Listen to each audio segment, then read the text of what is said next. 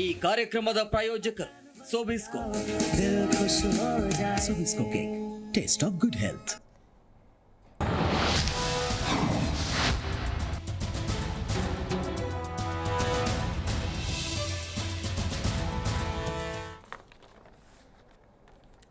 ನಮಸ್ಕಾರ. ಮೆಗಾ ಸುದ್ದಿ ವಿಶೇಷ ಕಾರ್ಯಕ್ರಮಕ್ಕೆ ಸ್ವಾಗತ. ನಾನು ಹೇಮಕುಮಾರ್. ಮಹಿಳೆಯರಿಗೆ ಮಾರಣಾಂತಿಕ ಸ್ಥಳ ಅಂತಂದರೆ ಅದು ಮನನೆ ಅನ್ನೋದು ಈಗ ಬಂದಿರುವಂಥ ಒಂದು ಭಯಾನಕ ವರದಿ. ಅದು ವಿಶ್ವಸಂಸ್ಥೆ ಕೊಟ್ಟಿರುವಂಥ ವರದಿಯಲ್ಲಿ ಪ್ರತಿ 10 ನಿಮಿಷಕ್ಕೆ ಒಬ್ಬ ಮಹಿಳೆ ತನ್ನ ಪ್ರೀತಿಯ ಪಾತ್ರದಾರರಿಂದಾಗಿ, ಕುಟುಂಬ ಸದಸ್ಯರಿಂದಾಗಿ ಕೊಲೆ ಆಗ್ತಿದೆ, ಹತ್ಯೆ ಆಗ್ತಿದೆ ಅನ್ನುವಂಥ ಭಯಾನಕ ವರದಿ. ಅಂದರೆ ಒಂದು ದಿನಕ್ಕೆ 140 ಮಹಿಳೆಯರು ಹತ್ಯೆಗೀಡ್ತಾ ಇದ್ದಾರೆ, ಅಂದರೆ ಹತ್ಯೆಯನ್ನು ಮಾಡ್ತಿದ್ದಾರೆ, ಕೊಲೆ ಮಾಡ್ತಿದ್ದಾರೆ ಅನ್ನೋದು ಕೂಡ ಗೊತ್ತಾಗ್ತಾ ಇದೆ. ಪ್ರಮುಖವಾಗಿ ಇದಕ್ಕೆ ಕಾರಣಗಳೇನು, ಯಾಕೆ ಈ ರೀತಿಯಾಗಿ ಮಹಿಳೆಯರನ್ನು ನೋಡುವಂಥ ದೃಷ್ಟಿಕೋನ ಇದೆ ಅಂಥೇಳಿ. ಇದುವರೆಗೂ ಕೂಡ ನಮಗೆ ಸ್ವಾತಂತ್ರ್ಯ ಬಂದು 75-76 ವರ್ಷ ಕಳೆದರೂ ಕೂಡ ಸಮಾನತೆ ಅನ್ನೋದು ಇಲ್ಲ ಅನ್ನೋದು ಕೂಡ ನಿಜವಾಗ್ಲೂ ಕೂಡ ಬೇಸರ ಆಗುತ್ತೆ. ಆ್ಯಂಡ್ ಈ ರೀತಿಯ ಒಂದು ಹಿಂಸಾಚಾರ ಆದಾಗ ಮಹಿಳೆಯರು ಯಾವ ರೀತಿಯಾಗಿ ಜಾಗೃತಿಯನ್ನು ಮೂಡಿಸಬೇಕು, ಜೊತೆಗೆ ಇದನ್ನು ತಡೆಗಟ್ಟುವಂಥ ಕ್ರಮಗಳು ಏನು, ಯಾಕೆ ಈ ರೀತಿಯ ವರದಿಗಳು ಹೇಳ್ತಾ ಇವೆ, ಎಲ್ಲದರ ಬಗ್ಗೆ ಚರ್ಚೆ ಮಾಡ್ತೀವಿ. ಇದೇ ಇವತ್ತಿನ ವಿಶೇಷ. ಮನೆ ಮಾರಣಾಂತಿಕ, ಮಹಿಳೆಯರಿಗಿಲ್ವಾ ರಕ್ಷಣೆ?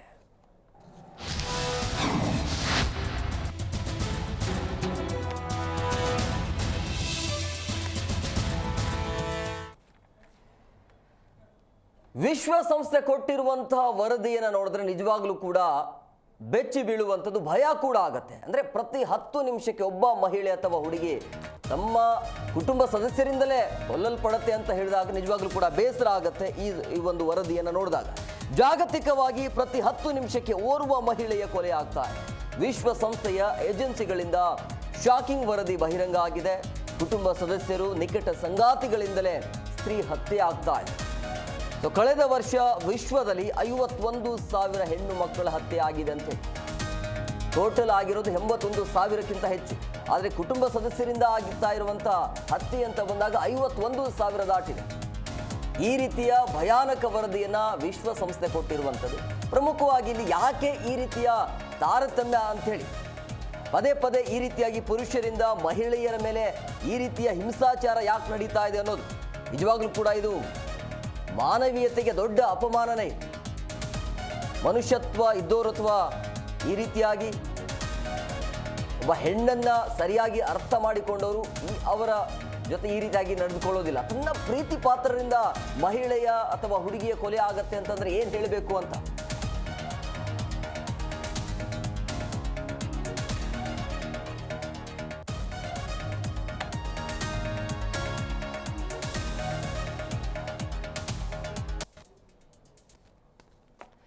ಈ ಬಗ್ಗೆ ಮಾತನಾಡೋದಕ್ಕೆ ಅತಿಥಿಯವರು ಕೂಡ ಜಾಯ್ನ್ ಆಗಿದ್ದಾರೆ. ನಾನು ಅವ್ರನ್ನ ಕಾರ್ಯಕ್ರಮಕ್ಕೆ ವೆಲ್ಕಮ್ ಮಾಡ್ತೀನಿ. ಮೊದಲನೇದಾಗಿ ಮಹಿಳಾ ಸುರಕ್ಷಿತ ರಾಯಭಾರಿ ಸತ್ಯವಾಣಿಯವರು ಜಾಯ್ನ್ ಆಗಿದ್ದಾರೆ. ಮೇಡಮ್, ಕಾರ್ಯಕ್ರಮಕ್ಕೆ ಆತ್ಮೀಯವಾದಂಥ ಸ್ವಾಗತ.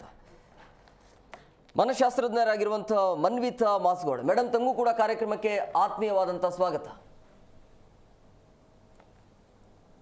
ನಮಸ್ಕಾರ. ಎಸ್ ಮನಿತಾ ಮೇಡಮ್, ನಿಮ್ಮ ಹತ್ರನೇ ಬರ್ತೀನಿ. ಈಗ ಈ ವರದಿಯನ್ನು ನೋಡ್ತಿದ್ರೆ ನಿಜವಾಗ್ಲೂ ಕೂಡ ಬೇಸರ ಆಗತ್ತೆ. ಏನು ಹೇಳ್ತೀರಿ? ಅಂದರೆ ಈ ವಿಶ್ವಸಂಸ್ಥೆಯ ಏಜೆನ್ಸಿ ಕೊಟ್ಟಿರುವಂತಹ ವರದಿಯನ್ನು ನೋಡ್ತಾ ಇದ್ರೆ. ವಿಶ್ವಸಂಸ್ಥೆ ವರದಿ ಕೊಟ್ಟಿದೆ ಅಂತಂದ್ರೆ ಅವರು ಕೂಲಂಕುಷವಾಗಿ ರಿಸರ್ಚ್ ಮಾಡಿ ಡೇಟಾ ತಗೊಂಡೇ ಕೊಟ್ಟಿರ್ತಾರೆ. ಇದರಲ್ಲಿ ಸ್ವಲ್ಪ ಬೆಚ್ಚಿ ಬೀಳುವಂತಹ ಒಂದು ಫೈಂಡಿಂಗ್ಸ್ ಇದೆ. ಆದ್ರೆ ಏನು ಅಂತಂದ್ರೆ ಈ ಸ್ಟೀರಿಯೋಟೈಪಿಂಗ್ ರೋಲ್ಸ್ ಅಂತ ಹೇಳ್ತೀವಲ್ಲ, ಅಂದ್ರೆ ಮಹಿಳೆಯರಂದ್ರೆ ಹೀಗೆ ಇರ್ಬೇಕು, ಪುರುಷರಂದ್ರೆ ಹೀಗೆ ಇರ್ಬೇಕು, ಹೆಣ್ಮಕ್ಳಂದ್ರೆ ಇದೇ ತರ ಕೆಲಸ ಮಾಡ್ಬೇಕು, ಪುರುಷರಂದ್ರೆ ಬೇರೆ ತರ ಇರ್ಬೇಕು ಅಂತ, ಇದು ಇವತ್ತಿನ ಜಗತ್ತಿನಲ್ಲಿ ಎಲ್ಲೋ ಅದು ಫೇಂಟ್ ಆಗ್ತದೆ. ಆ ಡಿಸ್ಟಿಂಕ್ಷನ್ ಫೇಂಟ್ ಆಗ್ತಾ ಇದೆ. ಆ ತರ ಸ್ಟ್ರಿಕ್ಟ್ ಆಗಿರುವಂತಹ ರೋಲ್ಸ್ ಕಡಿಮೆ ಆಗ್ತಾ ಇದೆ. ಮಹಿಳೆಯರು ಕೆಲ್ಸಕ್ಕೆ ಹೋಗ್ತಾ ಇದಾರೆ, ಪುರುಷರು ನಡಪಾಕ ಎಲ್ಲ ಮುಂಚಿಂದಾನೇ ಇತ್ತು. ಅದ್ರಲ್ಲೂ ಅವರು ಆಸಕ್ತಿ ವಹಿಸ್ಕೊಂಡು ಅದನ್ನ ವೃತ್ತಿಪರವಾಗಿ ಅವರು ಸ್ವೀಕರಿಸ್ತಾ ಇದ್ದಾರೆ. ಆದ್ರೆ ಇದು ಮನೆಯಲ್ಲಿ ನಡೀತಾ ಇರುವಂತಹ ಕೃತ್ಯಗಳು, ಅದರಲ್ಲೂ 10 ನಿಮಿಷಕ್ಕೆ ಒಬ್ಬ ಮಹಿಳೆ ಬಲಿ ಆಗ್ತಾ ಇದ್ದಾಳೆ ಅಂತಂದ್ರೆ ತುಂಬಾ ಆಘಾತಕಾರಿಯಾದಂತಹ ವಿಷಯ. ನನಗೆ ತಿಳಿದು ಮಟ್ಟಂತೆ ಏನು ಅಂತಂದ್ರೆ, ಮಹಿಳೆಯರಿಗೆ ಇವತ್ತಿನ ಪ್ರಪಂಚದಲ್ಲಿ ತುಂಬಾ ಇಂಡಿಪೆಂಡೆನ್ಸ್ ಇದೆ, ಮತ್ತೆ ಅವ್ರಿಗೆ ಮುಂದೆ ಬರೋದಕ್ಕೂ ತುಂಬಾ ಅವಕಾಶಗಳಿದೆ. ಅವರ ಸಾಮಾಜಿಕವಾಗಿರುವಂತ ಸರ್ಕಲ್ ಸಹ ಚೆನ್ನಾಗಿದೆ. ಆದ್ರೂ ಈ ತರ ನಡೀತಾ ಇದೆ ಅಂತಂದ್ರೆ ಬಹುಶಃ ಮಹಿಳೆಗೆ ನೀನ್ ಏನ್ ಬೇಕಿದ್ರು ಮಾಡು ಜೀವನದಲ್ಲಿ ಮುಂದೆ ಬಾ ಅಂತ ಹೇಳಿದ್ರು ಪ್ರೋತ್ಸಾಹ ಇಲ್ಲ. ಅವಳು ಹೆಜ್ಜೆ ತಗೊಳ್ಳೋ ತನಕ ಆಕೆ ಓಕೆ, ಆದ್ರೆ ಹೆಜ್ಜೆ ತಗೊಂಡ್ಮೇಲೆ ಅವಳು ಪ್ರಗತಿಪರವಾಗಿ ಯೋಚನೆ ಮಾಡಿದಾಗ ಅಲ್ಲಿ ಸ್ಟಾರ್ಟ್ ಆಗುತ್ತೆ ಪ್ರಾಬ್ಲಮ್ ಅಂತ ಒಂದು ಅನಿಸಿಕೆ. ಎರಡನೇದು, ಮಹಿಳೆಯರಿಗೆ ಒಂದು ದೈಹಿಕವಾಗಿ ಒಂದ್ ಸ್ವಲ್ಪ ವೀಕ್ನೆಸ್ ಇರುತ್ತೆ. ಆಕೆ ಸ್ವಲ್ಪ ಹೆಚ್ಚಿಗೆ ಓಪನ್ ಆಗಿ ಮಾತಾಡುವಂತದ್ದು ಅಥವಾ ಆಕೆ ಕೆಲವೊಂದು ವಿಷಯಗಳನ್ನ ಮುಕ್ತವಾಗಿ ಚರ್ಚಿಸೋದು, ಈ ತರ ವಿಷಯಗಳು ಬಂದಾಗ ಆ ಮಹಿಳೆಗೆ ಸ್ವಲ್ಪ ಸಮಾಜದಲ್ಲಿ ಒಂದು ಸ್ಥಾನಮಾನ ಕಡಿಮೆ ಕೊಡಬೇಕು ಅನ್ನುವ ಒಂದು ಮನಸ್ಥಿತಿ ಪುರುಷರಲ್ಲಿ ಇರಬಹುದು, ಇತರ ಮಹಿಳೆಯರಲ್ಲೂ ಇರಬಹುದು. ಇವೆರಡು ಕಾರಣ ಅತಿ ದೊಡ್ಡವಾದ ಕಾರಣ, ಮುಖ್ಯವಾದ ಕಾರಣ ಅಂತ ನನಗೆ ಅನ್ಸುತ್ತೆ. ಆದ್ರೂ ಮಹಿಳೆಯರು ಇಂಥ ಕೃತ್ಯಕ್ಕೆ ಒಳಗಾಗಿರೋರು ಅಥವಾ ಅವರ ಮಕ್ಕಳಾಗಿರ್ಬೋದು, ಕುಟುಂಬಸ್ಥರಾಗಿರ್ಬೋದು, ಅವ್ರು ಹೇಳೋದೇನು ಅಂತಂದ್ರೆ, ಇಲ್ಲ ನಮ್ಮ ತಾಯಿ, ನನ್ನ ತಂಗಿ, ನನ್ನ ಮಗಳು ತುಂಬಾ ಧೈರ್ಯವಂತೆ, ಎಲ್ಲಾ ಕೆಲ್ಸನೂ ಮುಗಿಸಿ ಬರೋರು, ಒಬ್ಬಕ್ಕೇನೆ ಎಲ್ಲಾರು ನಿಭಾಯಿಸ್ತಾ ಇದ್ರು. ಆದ್ರೂನು ಈ ಸಂದರ್ಭದಲ್ಲಿ ಅವ್ರನ್ನ ಅವ್ರು ಕಾಪಾಡ್ಕೊಳಕ್ ಆಗ್ಲಿಲ್ಲ, ಏನೋ ಯಾಕೋ ಗೊತ್ತಿಲ್ಲ, ಎಲ್ಲೋ ದೌರ್ಬಲ್ಯನೂ ಇದೆ ಅನ್ನುವ ಒಂದು ಶಂಕೆ. ಎಸ್ ಎಸ್ ಸತ್ಯವಾಣಿ ಮೇಡಮ್ ಅವರು, ಈಗ ಎಲ್ರಿಗೂ ಕೂಡ ಸಮಾನವಾಗಿರುವಂಥ ಸ್ವಾತಂತ್ರ್ಯ ಇದೆ, ಆದರೆ ಮಹಿಳೆಯರಿಗೆ ಆ ಹಕ್ಕು ಇಲ್ಲ ಅಂತ ಅನ್ಸುತ್ತೆ ಈ ವರದಿಯನ್ನು ನೋಡಿದಾಗ. ಇದು ಇವತ್ತಿಂದಲ್ಲ ಸರ್, ಮೊದಲಿಂದನೂ ಮಹಿಳೆಯರಿಗೆ ಸಮಾನತೆ ಅನ್ನೋದು ಇಲ್ಲ. ಅದಕ್ಕಾಗಿಯೇ ಸಿಕ್ಕಾಪಟ್ಟೆ ಕಾನೂನುಗಳು ಮಾಡಿದ್ದಾರೆ. ನಮ್ಮ ಪುರಾತನ ಕಾಲದಿಂದನೂ ಮಹಿಳೆಯರಿಗೆ 100% ಸಮಾನತೆ ಇಲ್ಲ. ಈಗಲೂ ಇವತ್ತಿಗೆ 193 ಕಂಟ್ರಿದು ಜೆಂಡರ್ ಸೆನ್ಸಿಟೈಸೇಷನ್ ಅಂತ ಮಾಡ್ತಾರೆ. ಅಂದರೆ ಜಾಗತಿಕ ಶ್ರೇಯಾಂಕ ಪಟ್ಟಿಯಲ್ಲಿ ಭಾರತಕ್ಕೆ 22ನಲ್ಲಿ 108 ಬಂದಿದೆ. ಅದಕ್ಕಿಂತ ಮುಂಚೆ 129ನೇ ಸ್ಥಾನ ಇತ್ತು. ಈಗ ಸಡನ್ನಾಗಿ 14 ಸ್ಥಾನ ಜಂಪ್ ಆಗಿದೆ. ಅಂದರೆ ನಾವು ಸ್ವಲ್ಪ ಮಹಿಳೆಯರಿಗೆ ಪುರುಷರಿಗೆ ಸಮಾನವಾಗಿ ಕೊಡ್ತಾ ಇದ್ದೀವಿ ಅಂತ. ಬಟ್ ಅದು 100% ಸಾಧ್ಯವಾಗಿಲ್ಲ. ಆಮೇಲೆ ಸೆಕೆಂಡ್ ಒನ್ನು, ಮಹಿಳೆಯರಿಗೆ ತುಂಬ ಪ್ರಾಬ್ಲಮ್ಸ್ ಇರೋದ್ರಿಂದನೇ ತುಂಬ ಕಾನೂನುಗಳು ಬಂತು. ಕಾನೂನುಗಳಲ್ಲಿ ಏನಂದರೆ ಸಮಾನ ಸಂಭಾವ್ಯತೆ ಕಾಯ್ದೆ ಇತ್ತು. ಯಾಕೆಂದರೆ ನಾವು ಚಿಕ್ಕವರಿದ್ದಾಗೆಲ್ಲ ಗಂಡಾಳಿಗೆ ಬೇರೆ ಕೂಲಿ, ಹೆಣ್ಣಾಳಿಗೆ ಬೇರೆ ಕೂಲಿ ಅದೆಲ್ಲ ಕೇಳಿರ್ತೀರ. ಒಂದೇ ಥರ ಲೇಬರ್ಸ್ಗೂ ಕಡಿಮೆ ಇತ್ತು. ಹೆಣ್ಮಕ್ಳಿಗೆ ಬೇರೆ ಕಡಿಮೆ ಸಂಬಳ ಇತ್ತು, ಗಂಡು ಮಕ್ಳಿಗೆ ಜಾಸ್ತಿ ಸಂಬಳ ಇತ್ತು. ಇವಾಗ ಚೇಂಜ್ ಆಗಿದೆ, ಈಗಲೂ ಇದೆಯಾ ಅದು. ಬಟ್ ಗಂಡು ಮಕ್ಕಳಿಗೂ ಬೇರೆ ಥರ ಇರುತ್ತೆ. ಅದೇ 1976 ಆ್ಯಕ್ಟ್ ಬಂತು. ಆಮೇಲೆ ಏನಾಯಿತು, ಭ್ರೂಣ ಹತ್ಯೆ ಕಾಯ್ದೆ ಬಂತು, ವರದಕ್ಷಿಣೆ ನಿರ್ಮೂಲನೆ ಬಂತು. ಆಮೇಲೆ ಕೆಲಸದ ಕಡೆಗಳಲ್ಲಿ ಲೈಂಗಿಕ ಕಿರುಕುಳ ಆದರೆ ಆ್ಯಕ್ಟ್ಗಳು ಬಂತು. ಅಷ್ಟೆಲ್ಲ ಆದ್ರೂ ಈಗ ಕ್ರಿಮಿನಲ್ ತಿದ್ದುಪಡಿ ಕಾಯ್ದೆ ಬಂತು. ಆಮೇಲೆ ನಮಗೆ ನಿರ್ಭಯ ಕೇಸ್ಗಳು ಬಂತು. ಇಷ್ಟೆಲ್ಲ ಆದ್ರೂ ಮಹಿಳೆಯರಿಗೆ ದೌರ್ಜನ್ಯ ಆಗ್ತಾ ಇದೆ. ಬಟ್ ನಾವು ಈಗ ಸುರಕ್ಷತೆ ರಾಯಭಾರಿಯಾಗಿ ನಾವು ತುಂಬ ಕಡೆ ಕ್ಯಾಂಪ್ಸ್ ಕಂಡಕ್ಟ್ ಮಾಡ್ತೀವಿ. ಮಾಡಿದಾಗ ಕೇಳ್ತೀವಿ, ಎಲ್ಲಿ ಸುರಕ್ಷತೆ ಇದ್ದೀರಾ ಅಂತ. ಮಹಿಳೆಯರು ತುಂಬ ಜನ ಮನೆಯಲ್ಲಿ ಅಂತಾರೆ, ಕೆಲವ್ರಿಗೆ ಹೇಳ್ತಾರೆ ಮನೆಯಲ್ಲಿ ಸುರಕ್ಷಿತರಲ್ಲ ಅಂತ. ಮನೆಯಲ್ಲಿ ಸುರಕ್ಷಿತರು ಯಾಕಿರಲ್ಲ ಅಂದರೆ, ಅವ್ರ ಸ್ವಂತ ಪ್ರೀತಿ ಪಾತ್ರರಿಂದಲೇ, ಬೇಕಾದವರಿಂದಲೇ ಸೆಕ್ಷುವಲ್ ಹರಾಸ್ಮೆಂಟ್ ಆಗ್ತಾಯಿದೆ. ಇವತ್ತಿಂದ ಅಲ್ಲ ಸರ್, ಮೊದಲಿಂದನೂ ನಡೀತಾನೆ ಇದೆ. ಮೊದಲು ಆಚೆ ಬರ್ತಾ ಇಲ್ಲ, ಇವಾಗ ಸ್ವಲ್ಪ ಮಟ್ಟಿಗೆ ಆಚೆ ಬರ್ತಾ ಇದೆ. ನಾವೆಲ್ಲ ಏನು ಹೇಳ್ತೀವಿ, ಮೂಕವೇದನೆ ಅನುಭವಿಸ್ಬೇಡಿ, ಅದನ್ನು ತಡೆಗಟ್ಟಲೇಬೇಕು ಅಂತ. ಯಾಕೆಂದರೆ ಈಗ ಫಾರ್ ಎಕ್ಸಾಂಪಲ್ ತಾಯಿ ತಮ್ಮನೋ ಅಣ್ಣನೋ ಬಂದಿರ್ತಾನೆ, ಅವರು ನೆಂಟರು. ನೀವು ಹೇಗೆ ಹೇಳ್ತೀರಾ? ಈಗ ಒಂದು ತಾಯಿಯಾಗಿ ಹೆಣ್ಮಕ್ಳು ಬಂದು ಹೇಳ್ತಾಳೆ ನನಗೆ ಈ ಥರ ಸೆಕ್ಷುವಲ್ ಹರಾಸ್ಮೆಂಟ್ ಆಗಿದೆ ಅಂತ, ಅವಾಗ ಆಚೆ ಬಿಡ್ತಾರಾ? ಹೇಳೋದಿಲ್ಲ. ಯಾಕೆ ಅಂದರೆ ನಮ್ಮ ಮರ್ಯಾದೆ ಕ್ವಶನ್ನು. ಈಗ ಮರ್ಯಾದೆ ಹತ್ಯೆ ಆಗ್ತಾ ಇರೋದು ನಮ್ಮ ಮರ್ಯಾದೆ ಕ್ವಶನ್ನು. ಸಮಾಜದಲ್ಲಿ ಏನು ಅನ್ಕೊತಾ ಇದ್ದಾರೆ, ಬೇರೆಯವ್ರು ಏನು ತಿಳ್ಕೊತಾರೆ, ಅದರಿಂದನೇ ಮಹಿಳೆಯರಿಗೆ ತೊಂದರೆ ಆಗ್ತಾಯಿದೆ. ಆಮೇಲೆ ಮಕ್ಕಳಿಗೆ, ಹೆಣ್ಮಕ್ಳಿಗೂ ಅಷ್ಟೇ, ತಾಯಿ ಅವ್ರನ್ನಕ್ಕಿನ್ನ ತನ್ನ ಪ್ರೀತಿ ಪಾತ್ರನೇ ನಂಬ್ತಾರೆ. ಮಗಳು ಹೇಳಿದಾಗ ಏನಾಗ್ತಾ ಇದೆ ಅಂತ ನಂಬೋದಿಲ್ಲ. ಅದು ಒಂದು ಕಾರಣ ಇದೆ. ಆಮೇಲೆ ಇನ್ನೊಂದು ಏನಾಗಿದೆ, ಮಕ್ಕಳಿಗೆ ಒಂದು ಅವೇರ್ನೆಸ್ ಅನ್ನೋದು ಕೊಡಬೇಕಾಗತ್ತೆ, ತಂದೆ ತಾಯಿಗೂ ಅವೇರ್ನೆಸ್ ಕೊಡಬೇಕಾಗತ್ತೆ. ಈಗ ನೋಡಿ, ಈಗ ಜಾಸ್ತಿ ಆಗ್ತಾ ಇದೆ ಅಂದರೆ, ಈಗ ಜಾಗತಿಕವಾಗಿ ನಮ್ಮ ಇಂಡಿಯಾದಲ್ಲಿ ಒಂದೇ ಅಲ್ಲ, ಜಾಗತಿಕವಾಗಿ ಜಾಸ್ತಿ ಆಗ್ತಿದೆ ಅಂದರೆ ಇದಕ್ಕೆ ಕಾರಣ ಸೋಷಿಯಲ್ ಮೀಡಿಯಾನೂ ಇದೆ. ಈಗ ಒಂದು ಹೆಣ್ಮಕ್ಳು ಕೆಲಸಕ್ಕೆ ಹೋಗ್ತಾ ಇರಬೇಕಾದ್ರೆ ಎಲ್ಲರೂ ಬ್ಯುಸಿ, ಹೆಣ್ಮಕ್ಳು ಬ್ಯುಸಿ, ಮತ್ತು ಫ್ಯಾಮ್ಲಿನಲ್ಲಿ ಬ್ಯುಸಿ. ಹಿಂದಿನ ಕಾಲ ಥರ ಅಜ್ಜಿ ತಾತ ಮನೆಯಲ್ಲಿ ಮಕ್ಕಳು ನೋಡ್ತಾರೆ ಅನ್ನೋದು ಇಲ್ಲ ಅಲ್ವಾ? ಎಲ್ಲರೂ ಮೊಬೈಲ್ ಕೈಲಿ ಕೊಟ್ಬಿಡ್ತಾರೆ, ಮೊಬೈಲಲ್ಲಿ ನೋಡ್ತಾ ಇರ್ತಾರೆ. ಸೋಷಿಯಲ್ ಮೀಡಿಯಾದಲ್ಲಿನೂ ಅವ್ರಿಗೆ ಪ್ರಾಬ್ಲಮ್ಸ್ ಆಗ್ತಾ ಇರುತ್ತೆ. ಅವಾಗೇನಾಗುತ್ತೆ, ಮರ್ಯಾದೆಗೆ ಅಂಜಿ ಸ್ವಲ್ಪ ಹತ್ಯೆಗಳಂತೂ ಖಂಡಿತ ನಡೀತಾ ಇದೆ. ಮತ್ತು ಇನ್ನು ಮಾತು ಕೇಳೋದಿಲ್ಲ, ನಾವು ತಂದೆ ತಾಯಿಗಳು ಹೇಳಿದ್ರು ಮಾತು ಕೇಳೋದಿಲ್ಲ ಅಂತಲೂ ಹತ್ಯೆಗಳು ಆಗ್ತಾ ಇದೆ. ಮತ್ತು ಗಂಡಸರ ಕಡೆಯಿಂದನೂ ದೌರ್ಜನ್ಯಗಳೇ ನಡೀತಾ ಇದೆ. ಹೆಣ್ಮಕ್ಳು ತುಂಬ ಭಯ ಪಟ್ಕೊತಾ ಇದ್ದಾರೆ, ಆಚೆ ಬಂದು ಹೇಳಲಿಕ್ಕೆ ಅವ್ರ ಧೈರ್ಯ ಸಾಕಾಗ್ತಾ ಇಲ್ಲ. ನಾವೆಲ್ಲ ಏನು ಮಾಡ್ತೀವಿ, ಸರ್ಕಾರದಿಂದ ಏನೇನು ಕಾನೂನುಗಳಿದೆ ಅದನ್ನೆಲ್ಲ ಹೇಗೆ ಉಪಯೋಗ ಮಾಡಬೇಕಂತ ಮುಂದೆ ನಾವು ತಿಳಿಸ್ತೀವಿ. ಮಾತಾಡೋಣ. ಮತ್ತೊಬ್ಬರು ಗೆಸ್ಟ್ ಜಾಯ್ನ್ ಆಗಿದ್ದಾರೆ, ವೆಲ್ಕಮ್ ಮಾಡಿಬಿಡ್ತೀನಿ. ನಿವೃತ್ತ ಪೊಲೀಸ್ ಅಧಿಕಾರಿ ಆಗಿರುವಂತಹ ಲೋಕೇಶ್ವರ್ ಅವರು, ಸರ್ ಕಾರ್ಯಕ್ರಮಕ್ಕೆ ಆತ್ಮೀಯವಾದಂತಹ ಸ್ವಾಗತ. ನಮಸ್ಕಾರ. ಸರ್ ನಿಮ್ಮ ಹತ್ರನೇ ಬರ್ತೀನಿ. ಈಗ ಸಹಜವಾಗಿ ಈ ರೀತಿಯಾಗಿ ಪ್ರೀತಿ ಪಾತ್ರವರಿಂದಲೇ ಈ ರೀತಿಯಾಗಿ ಕೊಲೆ ಆಗತ್ತೆ ಅಂತಂದ್ರೆ ಇಲ್ಲಿ ಎಲ್ಲೋ ಒಂದ್ ಕಡೆ ಮಾನವೀಯತೆಗೆ ಅಪಮಾನ ಆದಂಗೆ ಅಲ್ವಾ ಇದು? ಇಲ್ಲ, ಇದು ಈಗಾಗಲೇ ನಮ್ಮ ಮೊದಲು ಮಾತಾಡಿದ ಪಾರ್ಟಿಸಿಪೆಂಟ್ಸ್ ಹೇಳಿದ ಪ್ರಕಾರ ಈ ವರ್ಗ ಏನಿದೆ, ಮಹಿಳಾ ವರ್ಗ, ಯಾವ ಕಾಲಕ್ಕೂ ಶೋಷಿತ ವರ್ಗನೇ ಇದು. ಇವತ್ತಿಂದಲ್ಲ, ಇದು ಎಲ್ಲಾ ಕಾಲಕ್ಕೂ ಶೋಷಿತ ವರ್ಗ. ಹೆಸರು ಬರಿಬೇಕಾದ್ರೆ ಶ್ರೀಮತಿ ಅನ್ನೋದು ಮೊದಲು ಬರಿತೀವಿ, ಶ್ರೀ ಅನ್ನೋದು ಆಮೇಲೆ ಬರಿತೀವಿ. ಅದೆಲ್ಲ ಒಂದು ಲೆಕ್ಕಾಚಾರದಲ್ಲಿ ಇಟ್ಟಿರುವಂತ ವಿಚಾರ. ಅಂದ್ರೆ ನಾವು ಅವ್ರಿಗೆ ರೆಸ್ಪೆಕ್ಟ್ ಕೊಡ್ತೀವಿ ಅನ್ನೋದು ತೋರ್ಸೋಕೆ ಅವಾಗಿಂದನೂ ಅದನ್ನ ಹೇಳ್ಕೊಂಡು ಬಂದಿದ್ದಾರೆ. ಆದ್ರೆ ಹೈಯೆಸ್ಟ್ ಶೋಷಿತ ಆಗ್ತಿರೋ ವರ್ಗ ಮಹಿಳಾ ವರ್ಗನೇ. ಮತ್ತೆ ಇನ್ನೊಂದು ವಿಶೇಷ ಏನು ಅಂದ್ರೆ, ಈ ಮಹಿಳೆಯರು ಸುರಕ್ಷಿತ ಅನ್ನೋದು ಎಲ್ಲಿ ಕಾಣ್ತಾರೆ ಅಂದ್ರೆ, ತಮ್ಗೆ ಹತ್ತಿರವಾಗಿರುವಂತ ವರ್ಗ ಯಾವುದು, ಪರಿಚಿತ ವರ್ಗ ಯಾವುದು ಅನ್ನೋದು ವಿಚಾರದಲ್ಲಿ ಅವರು ಸುರಕ್ಷಿತ ಅಂತ ತಿಳ್ಕೊಳ್ಳೋದು ಸಾಮಾನ್ಯ ವಿಚಾರ. ಬೇರೆ ಕಡೆ ಹೋಗಕ್ಕೆ ಅವ್ರಿಗೆ ಅಶಕ್ತರು, ಬಯಾಲಜಿಕಲ್ ಆಗೂ ಅವರು ತಮ್ಮನ್ನ ತಾವು ಡಿಪೆಂಡ್ ಮಾಡೋ ಒಂದು ಪ್ರಶ್ನೆಯಲ್ಲಿ ಸ್ವಲ್ಪ ಏನು ಪ್ರಕೃತಿ ನಿಯಮದಂತೆ ಅವರು ಸ್ವಲ್ಪ ಸೆಟ್ ಬ್ಯಾಕ್ ಇರೋದ್ರಿಂದ ಆ ಅಡ್ವಾಂಟೇಜ್ ಅನ್ನ ಸಾಮಾನ್ಯವಾಗಿ ಕೇವಲ ಗಂಡಸರು ತಗೊಳೋದಿಲ್ಲ, ಮಹಿಳೆಯರ ಮೇಲೆ ಮಹಿಳೆಯರೇ ತಗೊಂತಾರೆ. ಈ ತರದ ಒಂದು ಘಟನೆಗಳು ನಾವು ನೂರಾರು ಸಾವಿರಾರು ನೋಡ್ಕೊಂಡು ಬಂದಿದ್ದೀವಿ. ಹೈಯೆಸ್ಟ್ ಸಮಸ್ಯೆ ಆಗಿರೋದು ಹೆಣ್ಮಕ್ಳಿಗೆ ನನಗೆ ಗೊತ್ತಿರಂಗೆ ಮನೆಯಲ್ಲೇ, ಅದು ಸ್ವಂತ ಮನೇಲಿ ಇರ್ಬೋದು ಅಥವಾ ಅತ್ತೆ ಮನೇಲಿ ಇರ್ಬೋದು ಅಥವಾ ಮಕ್ಕಳ ಮನೇಲಿ ಇರ್ಬೋದು. ಈ ತರ ಎಲ್ಲಾ ಕಡೆನೂ, ಯಾಕೆಂದ್ರೆ ಕೆಲವರು ತಾಯಿದಿರ್ನ ಮನೆಯಲ್ಲೇ ವಯಸ್ಸಾದ ತಂದೆ ತಾಯಿಗಳನ್ನ ಸಾಯಿಸಿ ಆಸ್ತಿಗೋಸ್ಕರ, ತುಮಕೂರಲ್ಲಿ ತಾವು ಗೊತ್ತು ಒಂದು ನಡೀತು, ಒಬ್ಬ ವೈಶ್ಯಾಸ್ ಪೈಕಿಲಿ ತಂದೆ ತಾಯಿನ ಮಚ್ಚಲ್ಲಿ ಕೊಚ್ಚಿ ಸಾಯಿಸಿ ಮಗ ವಯಸ್ಸಾದವ್ರನ್ನ ಆಸ್ತಿಗೋಸ್ಕರ ಮಾಡ್ತಾನೆ. ಈ ಘಟನೆಗಳಲ್ಲೆಲ್ಲ ಅವ್ರಿಗೆ ಸೇಫ್ಟಿ ಅಂತ ಅನ್ಕೊಳ್ಳೋದೇ ಮನೆ. ಆದ್ರೆ ಮನೆಯಲ್ಲೇ ಇವೆಲ್ಲ ನಡೆಯೋದಕ್ಕೆ, ಅದ್ರಲ್ಲೂ ಹೆಣ್ಮಕ್ಳಿಗೆ ಅವ್ರನ್ನ ರಕ್ಷಣೆ ಮಾಡ್ಕೊಳ್ಳೋ ಶಕ್ತಿ ಸ್ವಲ್ಪ ಬಾಡಿ ವೈಸ್ ಅಲ್ಲಿ ಅವ್ರಿಗೆ ಕಡಿಮೆ ಇರುತ್ತೆ ಅನ್ನೋದೇ ಒಂದು ದೊಡ್ಡ ದುರಂತ ಆಗಿದೆ. ಹಾಗಾಗಿ ಮಹಿಳೆಯರ ಮೇಲೆ ಇದು ನಿರಂತರವಾಗಿದೆ. ಮತ್ತೆ ಅವ್ರು ಹೇಳ್ದಾಗೆ ಒಂದೇ ತರದಲ್ಲ, ಕೇವಲ ಮರ್ಯಾದೆಗೋಸ್ಕರ, ಅದು ಮರ್ಯಾದಾ ಹತ್ಯೆ ಅಂತಾನು ತಾವು ಗೊತ್ತು, ಉತ್ತರ ಪ್ರದೇಶ ಅಲ್ಲೆಲ್ಲ ಸಿಕ್ಕಾಪಟ್ಟೆ ಆಯ್ತದು. ಈಗ್ಲೂ ಕೇವಲ ತಮ್ಮ ಪ್ರೆಸ್ಟೀಜ್ಗೆ ಅವಳು ಯಾರನ್ನೋ ಮದುವೆ ಆಗ್ಬಿಟ್ಲು ಅಂತ ಹೋಗಿ ಆ ಹೆಣ್ಮಗುನ ಮದುವೆ ಆಗಿ 1 ವರ್ಷ 2 ವರ್ಷ ಮಗು ಇರೋ ತಾಯಿ ಮಕ್ಕಳನ್ನ ಹೋಗಿ ಸಾಯಿಸಿರುವಂತ ತಂದೆದಿರು ಮತ್ತೆ ಅವ್ರ ಅಣ್ತಂದಿರೋದು ನಾವೆಲ್ಲ ನೋಡಿದೀವಿ. ಇದೆಲ್ಲಾ ಘಟನೆಗಳಲ್ಲಿ ಇದು ನಿರಂತರವಾಗಿ ನಡೀತಾ ಇದೆ.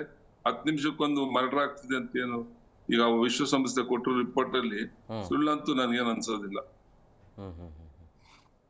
ಮೇಡಮ್, ಈ ಗಂಡು ಹೆಣ್ಣು ಅಂತ ಭೇದ ಭಾವವನ್ನ ಮರೆತು ಬಾಳೋದು ಯಾವಾಗ ಅಂತೇಳಿ ಯಾಕೆ ಅರ್ಥ ಮಾಡ್ಕೊಳ್ತಾ ಇಲ್ಲ ಅಂತೇಳಿ?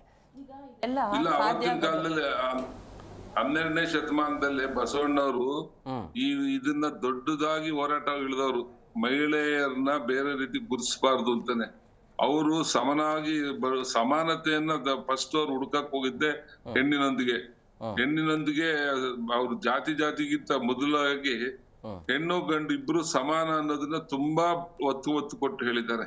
ಅವ್ರ ಎಲ್ಲಾ ವಿಚಾರದಲ್ಲೂ ನೋಡಿದ್ರೆ ಇದು ಹೊಸದೇನಲ್ಲ. ಆದ್ರೆ ಜನ ಹೇಳ್ತಾರೆ, ವೇದ ಹೇಳ್ತಾ ಇದ್ದಾರೆ, ತಿನ್ನೋದ್ ಮತ್ತೆ ಅದೇ ಬದನೆಕಾಯಿ ಆಗಿ. ಚೇಂಜ್ ಬರೋದು ಮನೆಯಿಂದನೇ ಬರಬೇಕಾಗತ್ತೆ. ಮನೆಯೇ ಮೊದಲ ಪಾಠಶಾಲೆ, ತಾಯಿಯೇ ಮೊದಲ ಗುರು ಅಂತಾರಲ್ಲ, ತಾಯಿ ಸ್ಟಾರ್ಟ್ ಮಾಡಬೇಕಾಗತ್ತೆ. ಪ್ರತಿಯೊಂದು ತಾಯಿ ತನ್ನ ಮಕ್ಕಳಿಗೆ, ಗಂಡು ಹೆಣ್ಣಿಗೆ ಇಬ್ಬರಿಗೂ ಸಮಾನವಾಗಿ ನೋಡಬೇಕು. ಗಂಡು ಮಕ್ಕಳಿಗೆ ಬೇರೆ ಥರ ನೋಡೋದು, ಹೆಣ್ಮಕ್ಳಿಗೆ ಬೇರೆ ಥರ ನೋಡೋದು, ಅದನ್ನೆಲ್ಲ ಮಾಡಬಾರ್ದು. ಅದಕ್ಕೆ ನಾವು ಸಮಾಜದಲ್ಲಿ ಪ್ರತಿಯೊಂದು ಮಹಿಳೆಗೂ ಇಬ್ಬರು ಮಕ್ಕಳನ್ನ ಸೇಮಾಗಿ ನೋಡಬೇಕು. ಹೆಣ್ಮಕ್ಳಿಗೆ ನೀವು ಹೇಳ್ತಾರೆ, ನೀನು ಡಾಕ್ಟರ್ ಆಗು, ಸ್ಕೂಲ್ ಟೀಚರ್ ಆಗು ಅಂತ ಹೇಳ್ತಾರೆ. ಯಾರೂ ನಾನು ಪೈಲಟ್ ಆಗ್ತೀನಿ, ಇಲ್ಲ ನಾನು ಮಿಲ್ಟ್ರಿಗೆ ಹೋಗ್ತೀನಿ, ಪೊಲೀಸ್ ಆಫೀಸರ್ ಆಗ್ತೀನಿ ಅಂದಾಗ, ಇಲ್ಲ ನಾನು ಬಸ್ ಡ್ರೈವರ್ ಆಗ್ತೀನಿ ಅಂದರೆ ಯಾವ ತಂದೆ ತಾಯಿನೂ ಒಪ್ಪೋದಿಲ್ಲ. ಯಾಕೆ? ಹೆಣ್ಮಕ್ಳು ಮಾಡೋಕ್ಕಾಗಲ್ವಾ? ಖಂಡಿತ ಮಾಡಲಿಕ್ಕಾಗತ್ತೆ, ಆದ್ರೂ ಅವ್ರಿಗೆ ಆ ಥರ ಅವಕಾಶನ ಕೊಡೋದಿಲ್ಲ. ಅದನ್ನು ನಾವು ತಾಯಿನೇ ಮೊದಲಿಂದನೂ ಚೇಂಜ್ ಮಾಡಬೇಕಾಗತ್ತೆ, ಮನೆಯಲ್ಲಿನೇ ಚೇಂಜ್ ಮಾಡಬೇಕಾಗತ್ತೆ, ಸಮಾನತೆ ಕೊಡಬೇಕಾಗತ್ತೆ. ಮತ್ತು ಇನ್ನೊಂದು ಸ್ಟೀರಿಯೋಟೈಪಿಕ್ ಅಂತ ಹೇಳ್ತಾರೆ, ಏನಂದರೆ ಹತ್ಬಿಟ್ರೆ ಏನಪ್ಪ ಹುಡುಗಿ ಥರ ಅಳ್ತೀಯಾ, ಯಾಕೆ ಗಂಡು ಮಕ್ಳುಗಳು ಬರೋದಿಲ್ವಾ? ಗಂಡು ಮಕ್ಳಿಗೆ ದುಃಖ ಆಗೋದಿಲ್ವಾ? ಅದನ್ನು ನಾವು ತಿಳ್ಕೊಬೇಕು ಸರ್. ಹೆಣ್ಮಕ್ಳಿಗೆ ಹೆಣ್ಮಕ್ಳಿಗೆ ಇಬ್ಬರಿಗೂ ಅವಳು ಬಂದಾಗ ಒಂದು ಥರ ನೋಡೋದು, ಗಂಡು ಹುಡುಗಿ ಏನಾದರೂ ಧೈರ್ಯವಾಗಿ ಮುಂದೆ ಹೋದರೆ ಗಂಡು ಬೀರಿ ಥರ ಹೋಗ್ತಾ ಇದೆಯಾ ಅಂತಾರೆ. ಅದು ಈಗಲೇ ನಡೀತಾ ಇದೆ.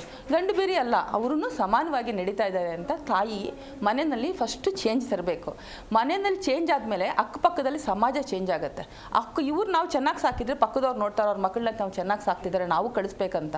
ಆ ಥರ ಒಂದು ಸಮಾಜದಲ್ಲಿ ಬದಲಾವಣೆ ಅನ್ನೋದು ಆದರೆ ನಾವು ಹೆಣ್ಮಕ್ಳ ಮೇಲೆ ದೌರ್ಜನ್ಯ ಖಂಡಿತ ತಡೆಗಟ್ಟಲಿಕ್ಕೆ ಸಾಧ್ಯ ಆಗುತ್ತೆ ಅಂತ ನಾವು ಹೇಳ್ತೀವಿ. ಇನ್ನು ಒಂದು ಮರ್ಯಾದೆ ಹತ್ಯೆಗಳು ನಡೀತಾ ಇದೆ. ಯಾಕೆಂದರೆ ತಾಯಿರು ಓಪನ್ ಮೈಂಡಾಗಿ ಇರಬೇಕಾಗತ್ತೆ.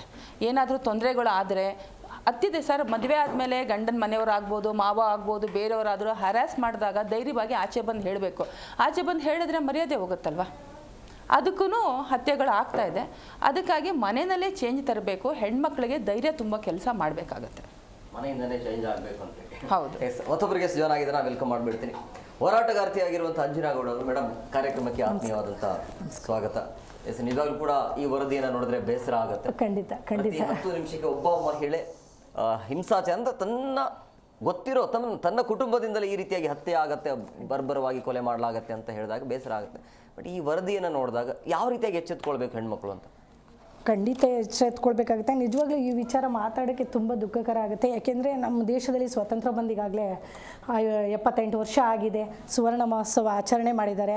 ಬಟ್ ಇನ್ನೂ ಹೆಣ್ಮಕ್ಳಿಗೆ ಸ್ವಾತಂತ್ರ್ಯ ಇಲ್ಲ ಅಂದ್ಕೊಂಡು ಭಾಳ ಬೇಜಾರಾಗುತ್ತೆ. ಸ್ವತಂತ್ರವಾಗಿ, ಯಾಕೆಂದರೆ ಮಹಾತ್ಮ ಗಾಂಧಿ ಅವ್ರದ್ದು ಒಂದು ದೊಡ್ಡ ಕನಸಿತ್ತು. 12 ಗಂಟೆ ರಾತ್ರಿನಲ್ಲಿ ಒಬ್ಬ ಮಹಿಳೆ ನೀಲಾಜಾಲವಾಗಿ ಅವಳು ಓಡಾಡ್ಬೋದು, ಯಾವ ಗಂಡಸರಿಗೂ ಸರಿ ಸಮಾನವಾಗಿ ಅವಳು ಓಡಾಡ್ಬೋದು ಅನ್ನೋ ಒಂದು ಕನಸನ್ನು ಕಟ್ಕೊಂಡಿದ್ರು. ಆ ಕನಸು ಕೂಡ ಇವತ್ತು ಕೂಡ ನನಸಾಗಿಲ್ಲ.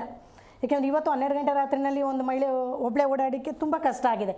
ಯಾಕೆಂದರೆ ನಿಮಗೆ ಗೊತ್ತಿದೆ, ಎಷ್ಟೋ ಮಾಧ್ಯಮದಲ್ಲಿ ಇವತ್ತು ತೋರಿಸ್ತಾ ಇದ್ದಾರೆ. ಮೊನ್ನೆ ತಾನೇ ಇಂದಿರಾನಗರಲ್ಲಿ ಒಂದು ಕೊಲೆ ಆಗಿದೆ. ಯಾವುದೋ ಬೇರೆ ಇದರವಳು ಮಹಿಳೆ ಬಂದು ಅಲ್ಲಿ 3 ಜನ ಹತ್ಯೆ ಮಾಡಿದ್ದಾರೆ. ಮತ್ತು ತಿರ್ಗಾ ಈಗ ಒಂದು ಸ್ವಲ್ಪ ದಿವಸದಲ್ಲಿ ಮಾಧ್ಯಮದಲ್ಲಿ ತೋರಿಸಿದ್ದಾರೆ, ಒಂದು ಹೆಣ್ಣನ್ನು 54 ಪೀಸ್ ಮಾಡಿ ಅವಳನ್ನ ಒಂದು ಫ್ರಿಡ್ಜ್ನಲ್ಲಿ ತುಂಬುವಂಥದ್ದು ಸ್ವಂತ ತನ್ನ ಗಂಡ ಮಾಡಿರುವಂಥ ಕೆಲಸ. ನಿಜವಾಗ್ಲೂ ಹೇಳಬೇಕು ಅಂದರೆ ಇದು ಸಮಾಜದಲ್ಲಿ ಯಾವ ಮಟ್ಟಿಗೆ ನಡೀತಿದೆ ಅಂದರೆ, ಒಂದು ಕಠಿಣವಾದ ಶಿಕ್ಷೆ ಬಗ್ಗೆ ಅವರಿಗೆ ಒಂದು ಇದಿಲ್ಲ. ಏನು ಕಠಿಣವಾದ ಶಿಕ್ಷೆ ಇರುತ್ತೆ, ಇಂಥವ್ರಿಗೆ ನಾವು ಶಿಕ್ಷೆ ವಿಧಿಸ್ತಾ ಇದ್ದೀವಿ, ಇಂಥವ್ರಿಗೆ ಹಿಂಗಾಗಿದೆ ಅನ್ನೋದು ಕೂಡ ಮಾಧ್ಯಮದಲ್ಲಿ ಬರೀ ಕೊಲೆ ಆಗಿದೆ ಹಿಂಗಾಗಿದೆ ಅಂತ ತೋರಿಸ್ತಾರೆ ಹೊರತು ನೆಕ್ಸ್ಟು ಆ ಕೊಲೆ ಮಾಡಿದಂಥ ವ್ಯಕ್ತಿಗೆ ಏನಾಗಿದೆ ಅನ್ನೋದ್ರ ಬಗ್ಗೆ ಯಾವುದೇ ಮಾಹಿತಿ ನಮಗೆ ಇದುವರೆಗೂ ಸಿಗ್ತಾ ಇಲ್ಲ.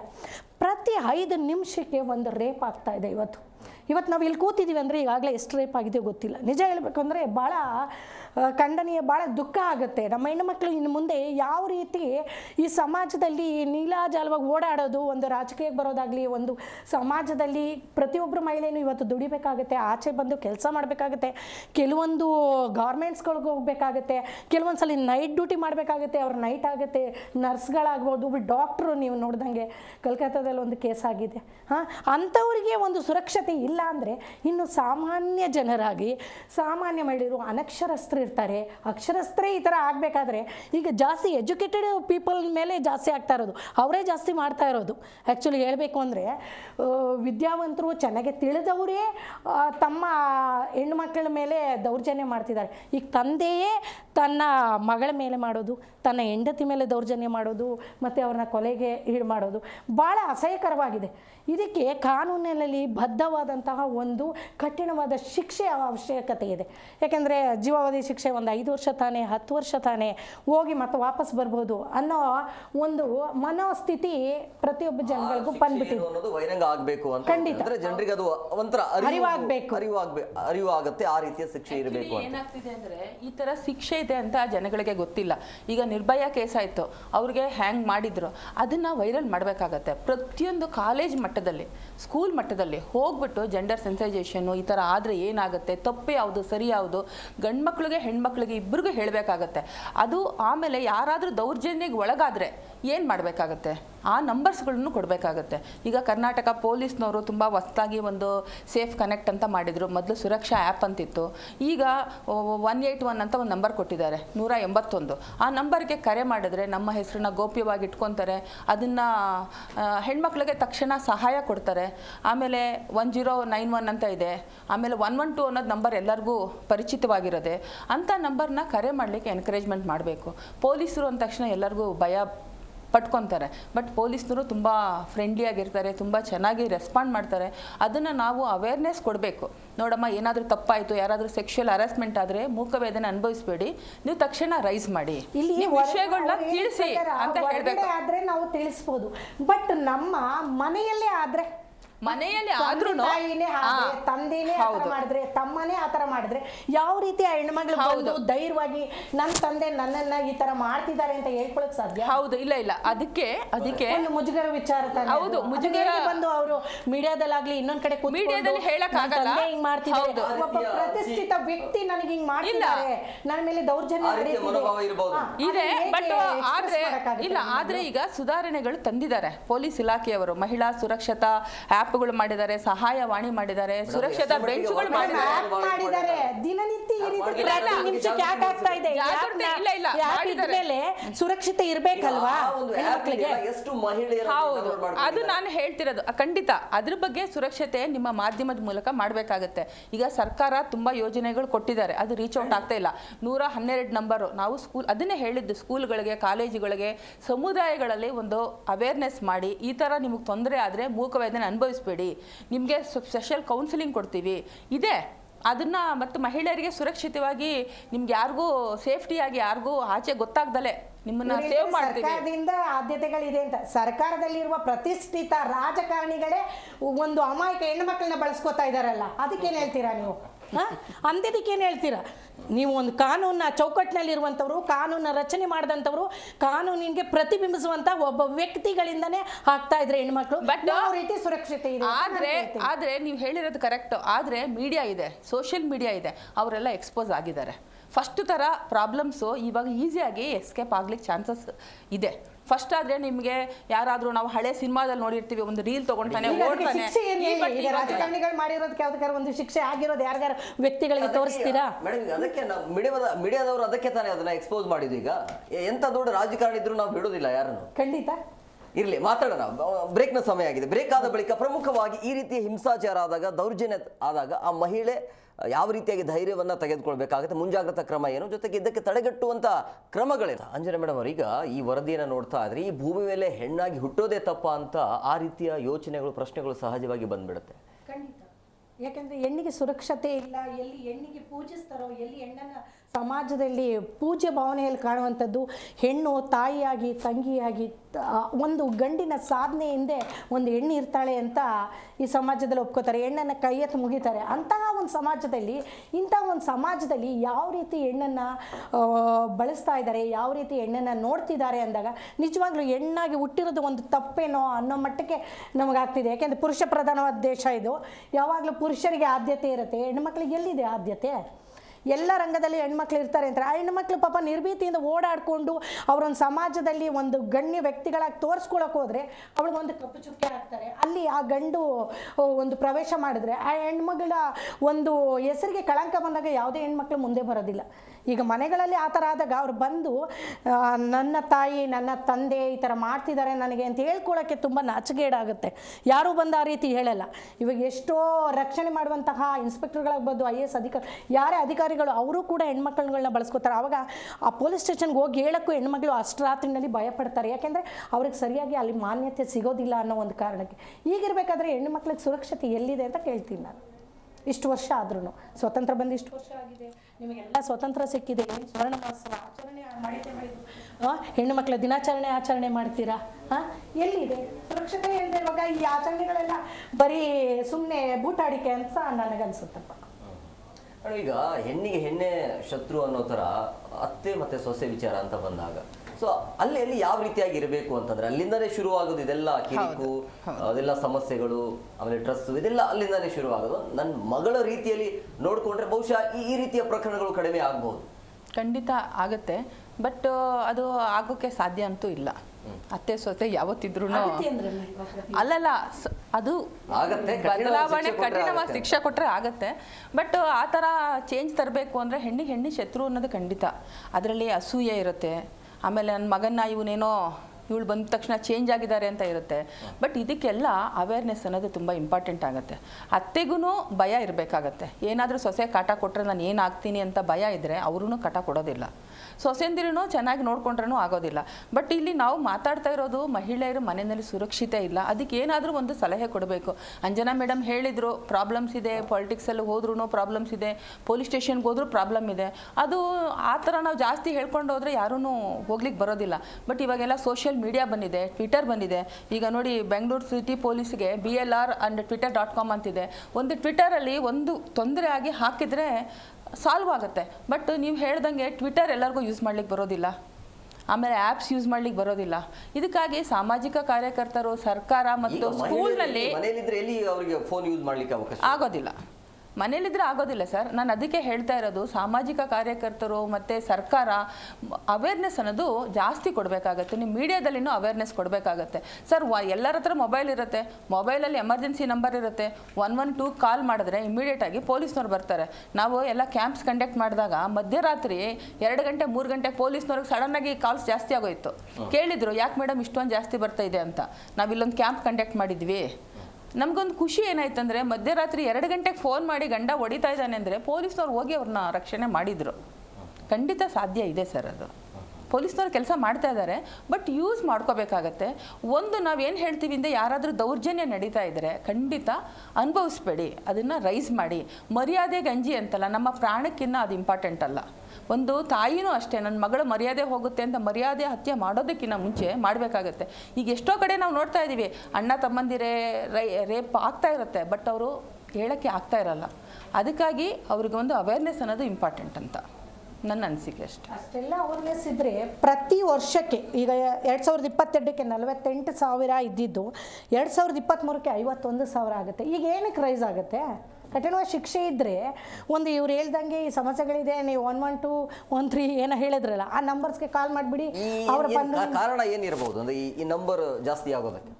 ಅದೇ ಕಾರಣ ಏನಿದೆ, ಹೆಣ್ಮಕ್ಳ ಮೇಲೆ ಈ ಥರ ದೌರ್ಜನ್ಯ ಆಗ್ತಾ ಇದ್ದಾರೆ. ಕಠಿಣವಾದ ಶಿಕ್ಷೆ ಅವರಿಗೆ ಸರ್ಕಾರದಲ್ಲಿ ಯಾವ ಶಿಕ್ಷೆ ಇದೆ, ಅದಕ್ಕೆ ಏನು ಕಠಿಣವಾಗಿ ವಿಧಿಸ್ತಾ ಇದ್ದಾರೆ ಅನ್ನೋದ್ರ ಬಗ್ಗೆ ಪರಿಜ್ಞಾನ ಇಲ್ಲ, ಅಲ್ಲಿ ವಿಧಿಸ್ತಾ ಇಲ್ಲ. ಕಾನೂನಲ್ಲಿ ಕೋರ್ಟ್ನಲ್ಲಿ ಸರಿಯಾದ ಶಿಕ್ಷೆ ಇಲ್ಲದೇ ಇರೋ ಕಾರಣಕ್ಕೆ ಅವರು ಏನು ಹಿಂಗೋಗಿ ಹಂಗೆ ಬಂದ್ಬಿಡ್ಬೋದಲ್ಲ, ಏನೋ ಕರೆಸ್ತಾರೆ ಪೊಲೀಸ್ ಸ್ಟೇಷನಲ್ಲಿ ಏನೋ ಹೇಳಿ ಬರ್ಬೋದಲ್ಲ ಅನ್ನೋ ಈಸಿಯಾಗಿ ಅವರು ಆ ಮೆಥಡ್ನ ಯೂಸ್ ಮಾಡ್ಕೋತಾ ಇದ್ದಾರೆ. ಹಾಗಾಗಿ ಅವ್ರಿಗೆ ಯಾರ ಮೇಲೆ ಏನು ಮಾಡ್ತಾ ಇದ್ದೀವಿ ಅನ್ನೋ ಪರಿಜ್ಞಾನ ಕೂಡ ಇಲ್ಲ. ಇದರಲ್ಲಿ ಜಾಸ್ತಿ ಅವಿದ್ಯಾವಂತರು ಈ ಥರ ಮಾಡ್ತಾರೆ, ಅವರಿಗೆ ತಿಳುವಳಿಕೆ ಇರಲ್ಲ ಅನ್ನೋಕ್ಕೆ ವಿದ್ಯಾವಂತರೇ ಜಾಸ್ತಿ ಮಾಡ್ತಾ ಇರೋದಿಲ್ಲ. ಅವಿದ್ಯಾವಂತರಿಗೆ ತಿಳುವಳಿಕೆ ಇರಲ್ಲ, ಓಕೆ, ಬಟ್ ವಿದ್ಯಾವಂತರಲ್ಲಿ ಜಾಸ್ತಿ ಇದೆ. ಇದು ಅವಿದ್ಯಾವಂತರು ಜಾಸ್ತಿ ಮಾಡ್ತಾ ಇದ್ದಾರೆ. ಈಗ ಮಾಧ್ಯಮಗಳಲ್ಲಿ ನೋಡ್ದಂಗೆ ಮೊನ್ನೆ ಒಬ್ಬ ರೈತನೇ ಅವ್ರ ಹೆಂಡತಿನ ಸಾಯಿಸಿ ಊತಾಕಿರೋದು ಎಲ್ಲ ಒಂದೊಂದು ರೇರ್ ಕೇಸಸ್ಸು. ಬಟ್ ಈ ಪ್ರತಿಷ್ಠಿತ ನಗರಗಳಲ್ಲಿ ಜಾಸ್ತಿ ಆಗ್ತಾ ಇದೆ. ಈ ಕಲ್ಕತ್ತಾ, ಡೆಲ್ಲಿ, ಬೆಂಗಳೂರು ಇಂಥದ್ರಲ್ಲಿ ರಾತ್ರಿ ಹೊತ್ತು ಓಡಾಡ್ಲಿಕ್ಕೆ ಕಷ್ಟ ಆಗ್ತಾ ಇದೆ. ಬೆಂಗಳೂರಿನಲ್ಲಿ ಸುಮಾರು ಕೇಸಸ್ ಆಗಿದೆ. ಇವಾಗ ನಾಗರಬಾವಿಲಿ ಒಂದು ಕೇಸ್ ಆಗಿದೆ, ಈಗ ಒಂದು ಸ್ವಲ್ಪ ದಿವಸದಲ್ಲಿ ಒಂದು ಹುಡುಗಿ ರೇಪ್ ಆಗಿದೆ, 5 ಜನ 6 ಜನ ರೇಪ್ ಮಾಡಿದ್ದಾರೆ. ಅಂದರೆ ಅವ್ರಿಗೆ ಎಷ್ಟು ಈಸಿ ಆಗ್ಬಿಟ್ಟಿದೆ ಅಂದ್ರೆ ಆ ಶಿಕ್ಷೆ ಅವ್ರಿಗೆ ಆಗ್ತಾ ಇಲ್ಲ ಅಂತ ನನಗೆ. ನಾವೇನು ಹೇಳಿದ್ದೇನು ಗೊತ್ತಾ, ಕಾನೂನು ಯೂಸ್ ಮಾಡಬೇಕು. ಮಹಿಳೆಯರನ್ನು ತಮ್ಮ ಬಗ್ಗೆ ತಾವು ಸುರಕ್ಷಿತವಾಗಿರಬೇಕು. ಸ್ವತಂತ್ರ ಕೊಟ್ಟಿದ್ದಾರೆ ಅಂದ ತಕ್ಷಣ ನೀವೀಗ ನಾವು ಹೇಳಿದಾಗ ಎಷ್ಟೊಂದು ಜನಕ್ಕೆ ಕೋಪ ಬರ್ಬೋದು. ಈಗ 12 ಗಂಟೆ 11 ಗಂಟೆಗೆ ಈ ಸಾಫ್ಟ್ವೇರ್ ಅವ್ರು ಕೆಲಸ ಮಾಡ್ಕೊಂಡ್ ಬರ್ತಾರೆ, ಹೇಗೆ ಸುರಕ್ಷಿತವಾಗಿರಕ್ಕಾಗುತ್ತೆ? ಡ್ರೈವರ್ ಜೊತೆ ಬರ್ತಾರೆ, ಆ ಕ್ಯಾಬ್ ಡ್ರೈವರೇ ಮಾಡಿದಾನೆ, ಅದು ನಿಮ್ಗೆ ಗೊತ್ತಿರ್ಬೇಕು. ಎಷ್ಟೊಂದು ಸಲ ನಿಮ್ಮ ಮಾಧ್ಯಮದಲ್ಲಿ ತೋರಿಸಿದ್ರು ಕ್ಯಾಬ್ ಡ್ರೈವರೇ ಮಾಡ್ತಾನೆ ಅಂದ್ಮೇಲೆ ಇನ್ನು ಯಾರನ್ನ ನಂಬಿ ನೋಡುವಂತ ದೃಷ್ಟಿಕೋನ ಬದಲಾಗಬೇಕು. ಹೌದು ಹೌದು, ಎಲ್ಲರೂ ನಮ್ಮವರೇ ಅಂತ ಹೇಳಿ ಆ ಭಾವನೆ ಬಂದಿದ್ದೇ ಆದ್ರೆ ಅದು ಏನು ಸಮಸ್ಯೆ ಆಗೋದಿಲ್ಲ. ಆದ್ರೆ ಒಬ್ರಿಗೂ ಇಬ್ರಿಗೂ ಗರಳ ಶಿಕ್ಷೆ ಅಂತ ನೀವು ಕೊಟ್ರೆ ಖಂಡಿತ ಎದುರ್ತಾರೆ ಅನ್ನೋದು ನನ್ನ ಇದು. ಕೋರ್ಟಿಂದ ಆದೇಶ ಬಂದ್ರೆ ಖಂಡಿತ ಆಗ ಜನ ಎದುರು ಮಾಡಬಾರ್ದು ಅನ್ನೋದು. ಹೆಂಗ ಆಯ್ತು ಅಂತ ಹೇಳಲಾಗತ್ತೆ ಅಂದ್ರೆ ಮಾಧ್ಯಮದವರು ಯಾವ ರೀತಿಯಾಗಿ ಶಿಕ್ಷೆ ಆಯ್ತು ಅನ್ನೋದು ಗೊತ್ತಾಗಲ್ಲ. ಈ ರೀತಿ ರೇಪ್ ಆಯ್ತು ಅಂತೇಳಿ ಮಾಧ್ಯಮ ಅದನ್ನ ಪ್ರಸಾರ ಮಾಡುತ್ತೆ, ಬಟ್ ಆತನಿಗೆ ಏನ್ ಶಿಕ್ಷೆ ಆಯ್ತು ಅನ್ನೋದು ಮಾತ್ರ ತೋರಿಸ್ತಿಲ್ಲ. ಖಂಡಿತವಾಗಿ ಕೂಡ ಅದಕ್ಕೆ ಮಾಧ್ಯಮ ಕೂಡ ಕೈ ಜೋಡಿಸಬೇಕಾಗತ್ತೆ. ಎಸ್ ಮನಿತಾ ಮೇಡಮ್, ನಿಜವಾಗ್ಲೂ ಕೂಡ ಹಲೋ ಸರ್, ಮಾತಾಡಿ ಸರ್. ಕೇಳಿಸ್ತಾ ಇದೆಯಾ? ಕೇಳಿಸಿದೆ. ನೀವು ಬಿಟ್ಬಿಟ್ಟಿದ್ದೀರಾ, ಯಾಕೆ ಅದಕ್ಕೆ ಜ್ಞಾಪಿಸಕ್ ಮಾಡಿದೆ. ಇಲ್ಲ ನೋಡಿ, ಮೊದಲನೇದು ಅವೇರ್ನೆಸ್ ವಿಚಾರಕ್ಕೆ ಪತ್ರಿಕೆಗಳಾಗ್ಲಿ ಟಿವಿ ಮಾಧ್ಯಮಗಳಾಗ್ಲಿ ಯಾವುದುವೆ 10 to 15% ರೀಚ್ ಆದ್ರೆಷ್ಟು ಹೆಚ್ಚು. ನೀವು ಪಾಪ್ಯುಲೇಷನ್ ವೈಸ್ ನ್ಯೂಸ್ ಪೇಪರ್ಸ್ ಎಷ್ಟು ಡೈಲಿ ಹೋಗುತ್ತೆ ಚೆಕ್ ಮಾಡ್ಕೊಳ್ಳಿ.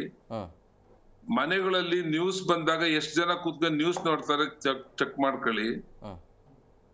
ಈ ನ್ಯೂಸ್ ವಿಚಾರನ ಚರ್ಚೆ ಎಷ್ಟು ಜನ ಹೆಣ್ಮಕ್ಳು ಒಬ್ರಿಗೊಬ್ರು ಮಾತಾಡ್ತಾರೆ ಚೆಕ್ ಮಾಡ್ಕೊಳ್ಳಿ. ಅದು ತುಂಬಾ ತುಂಬಾ ಕಡಿಮೆ. ನೀವು ಯಾವ ಸೋಷಿಯಲ್ ಮೀಡಿಯಾದಲ್ಲೂ ಅವರು ಡ್ಯಾನ್ಸು, ಯಾವ್ದೋ ನಾಟಕ ಅಥವಾ ಫಿಲಮ್ಮು ಮತ್ತೊಂದೇ ನೋಡ್ತಾರೆ ವಿನಃ ಅವೇರ್ನೆಸ್ ಪ್ರೋಗ್ರಾಮ್ಗಳನ್ನ ನೋಡೋದು ಅಂತೂ ತುಂಬಾ ಕಡಿಮೆ. ಆ ವಿಚಾರ ಇಲ್ಲ. ನೀವು ಬರೀ ನಿರ್ಭಯ ಕೇಸ್ ಒಂದೇ ಅಲ್ಲ, ಅದಾದ್ಮೇಲೆ ರೀಸೆಂಟ್ ಆಗಿ ದಿಶಾ ಕೇಸ್ ಆಯ್ತು ಹೈದರಾಬಾದ್ ಅಲ್ಲಿ. 4 ಜನನ್ನ ಶೂಟ್ ಔಟ್ ಮಾಡಿದ್ರು. ನಮ್ಗೆ ಗೊತ್ತಿರ್ಬೇಕು, ದಿಶಾ ಕೇಸ್ ಅಂತ ಒಂದು ನರ್ಸ್ ಡಾಕ್ಟರ್ ರೇಪ್ ಆಗಿತ್ತು. ಇಲ್ಲಿ ಪ್ರಶ್ನೆ ಒಂದು ತಿಳ್ಕೊಳ್ಳಿ, ಸ್ವಾತಂತ್ರ್ಯ ಅಂದ್ರೆ ಸ್ವೇಚ್ಛಾಚಾರ ಅಲ್ಲ. ಮಗ 11 ಗಂಟೆಗೆ ಬರ್ತಾರೆ ಅಂದ್ರೆ ಮಗಳು 11 ಗಂಟೆ ರಾತ್ರಿಗೆ ಬರ್ಲಿ ಅಂತ ನಾವು ತಂದೆ ತಾಯಿ ಒಪ್ಕೊಳಕ್ ಆಗಲ್ಲ.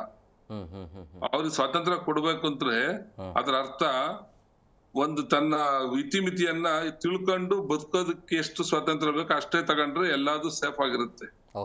ಅವ್ರು ಯಾರೋ ಅಲ್ಲ, ಪ್ರಶ್ನೆಗಳು ಆಗ್ತಿದೆ ಸಮಾಜದಲ್ಲಿ. ನಮ್ಮಲ್ಲಿ ಯಾವ್ದೋ ಯುರೋಪ್ ಸಂಸ್ಕೃತಿನ ನಾವು ಒಂದು ಹಳ್ಳಿಯಲ್ಲಿ ಒಂದು ಹೆಣ್ಮಗಳು ತಗೊಂಡ್ ಬಂದ್ರೆ ಅಲ್ಲಿಯ ಪರಿಸ್ಥಿತಿ ಏನಾಗಿ ನೋಡುತ್ತೆ ಅವಳನ್ನ. ಈ ತರದ ಸಂದರ್ಭಗಳಲ್ಲಿ ಸಮಸ್ಯೆಗಳಾದಾಗ ಕಾರಣ ಯಾರಾಗ್ತಾರೆ? ಮತ್ತೆ ತಂದೆ ತಾಯಿಗಳು ಈಗ ಮೊದಲಂಗೆ ಈಗ ಅವಿಭಕ್ತ ಕುಟುಂಬಗಳು ಇಲ್ಲ, ಎಲ್ಲ ವಿಭಕ್ತ ಕುಟುಂಬಗಳು. ಒಬ್ಬ ಮೊದಲು 4-5 ಮಕ್ಕಳು ಇರತ್ತ ತಂದೆ ತಾಯಿ ಇದ್ರು. ನಿಮ್ಗೆ ಇವತ್ತು ಎಲ್ಲಿ ಹುಡುಕಿದ್ರು ಸಿಕ್ಕಲ್ಲ. ನಿಮ್ಗೆ 1 ಮಗು ಅಥವಾ 2 ಮಗು ಇದ್ರೆ ಹೆಚ್ಚು. ಅದು ನೀವು ಸಪರೇಟ್ ಆಗಿ ಬದುಕೋದು. ಯಾರು ಒಟ್ಟಾಗಿ ಬದುಕೋ ವ್ಯವಸ್ಥೆನ ಕಳ್ಕೊಂಡ್ಬಿಟ್ಟಿದೀವಿ ನಾವೆಲ್ಲ. ಅವಾಗ ಎಲ್ಲಾರ್ಗು ಎಲ್ಲೋ ಒಂದ್ ಕಡೆ ರಕ್ಷಣೆ ಇತ್ತು. ಈಗ ಇವತ್ತಿನ ಪ್ರಪಂಚದಲ್ಲೂ ದುಬೈಯಲ್ಲಿ ಹೆಣ್ಮಕ್ಳು 1 ಅಲ್ಲ 3 ಅಲ್ಲ 4 ಗಂಟೆ ಎಷ್ಟೊತ್ತಲ್ಲಿ ಓಡಾಡಿದ್ರು ಸಮಸ್ಯೆ ಇಲ್ಲ. ಅಲ್ಲಿ ಯಾಕೆ ರೇಪಿನ ಪ್ರಶ್ನೆ ಇಲ್ಲ? ಅಲ್ಲಿ ಯಾಕೆ ದೌರ್ಜನ್ಯಗಳು ಇಲ್ಲ? ಹಾಗಾದ್ರೆ ಯಾಕೆ ಅದನ್ನ ಈಗ ರಾಮರಾಜ್ಯ ಅನ್ನೋ ಮಟ್ಟಕ್ಕೆ ಕೇಳಕ್ ಹೊರಟಿದ್ದಾರೆ ಜನ? ಯಾಕೆ ವರ್ಷ ಅದೇನಾದ್ರು ಖರ್ಚು ವೆಚ್ಚ ಎಷ್ಟಾಗ್ಲಿ ಹೋಗಿ ನೋಡ್ಬೇಕು ಅಂತ ಯಾಕೆ ಓಡ್ತಿದಾರಲ್ಲಿ? ಯಾಕೆ ಇಲ್ಲಿ ನಮ್ಮಲ್ಲಿ ರಾಮರಾಜ್ಯ ಅನ್ನೋ ಪದ ಹುಟ್ಟಿದ್ದು ನಮ್ ದೇಶದಲ್ಲಿ, ಅಲ್ಲಿ ಯಾಕೆ ನೋಡಕ್ ಹೋಗ್ತಾ ಇದ್ವಿ ನಾವು ರಾಮರಾಜ್ಯನ? ನಾವ್ಯಾಕೆ ಇಲ್ಲಿ ಮಾಡಕ್ ಆಗ್ತಿಲ್ಲ? ಯಾಕೆಂದ್ರೆ ಇತಿಮಿತಿಗಳಲ್ಲಿ ವಿಚಾರವನ್ನ ಮಾಡ್ಕೊಂಡು ಸ್ವತಂತ್ರತೆಯನ್ನ ಬಳಸೋದ್ರಿಂದ ಏನ್ ಸಮಸ್ಯೆ ಇಲ್ಲ.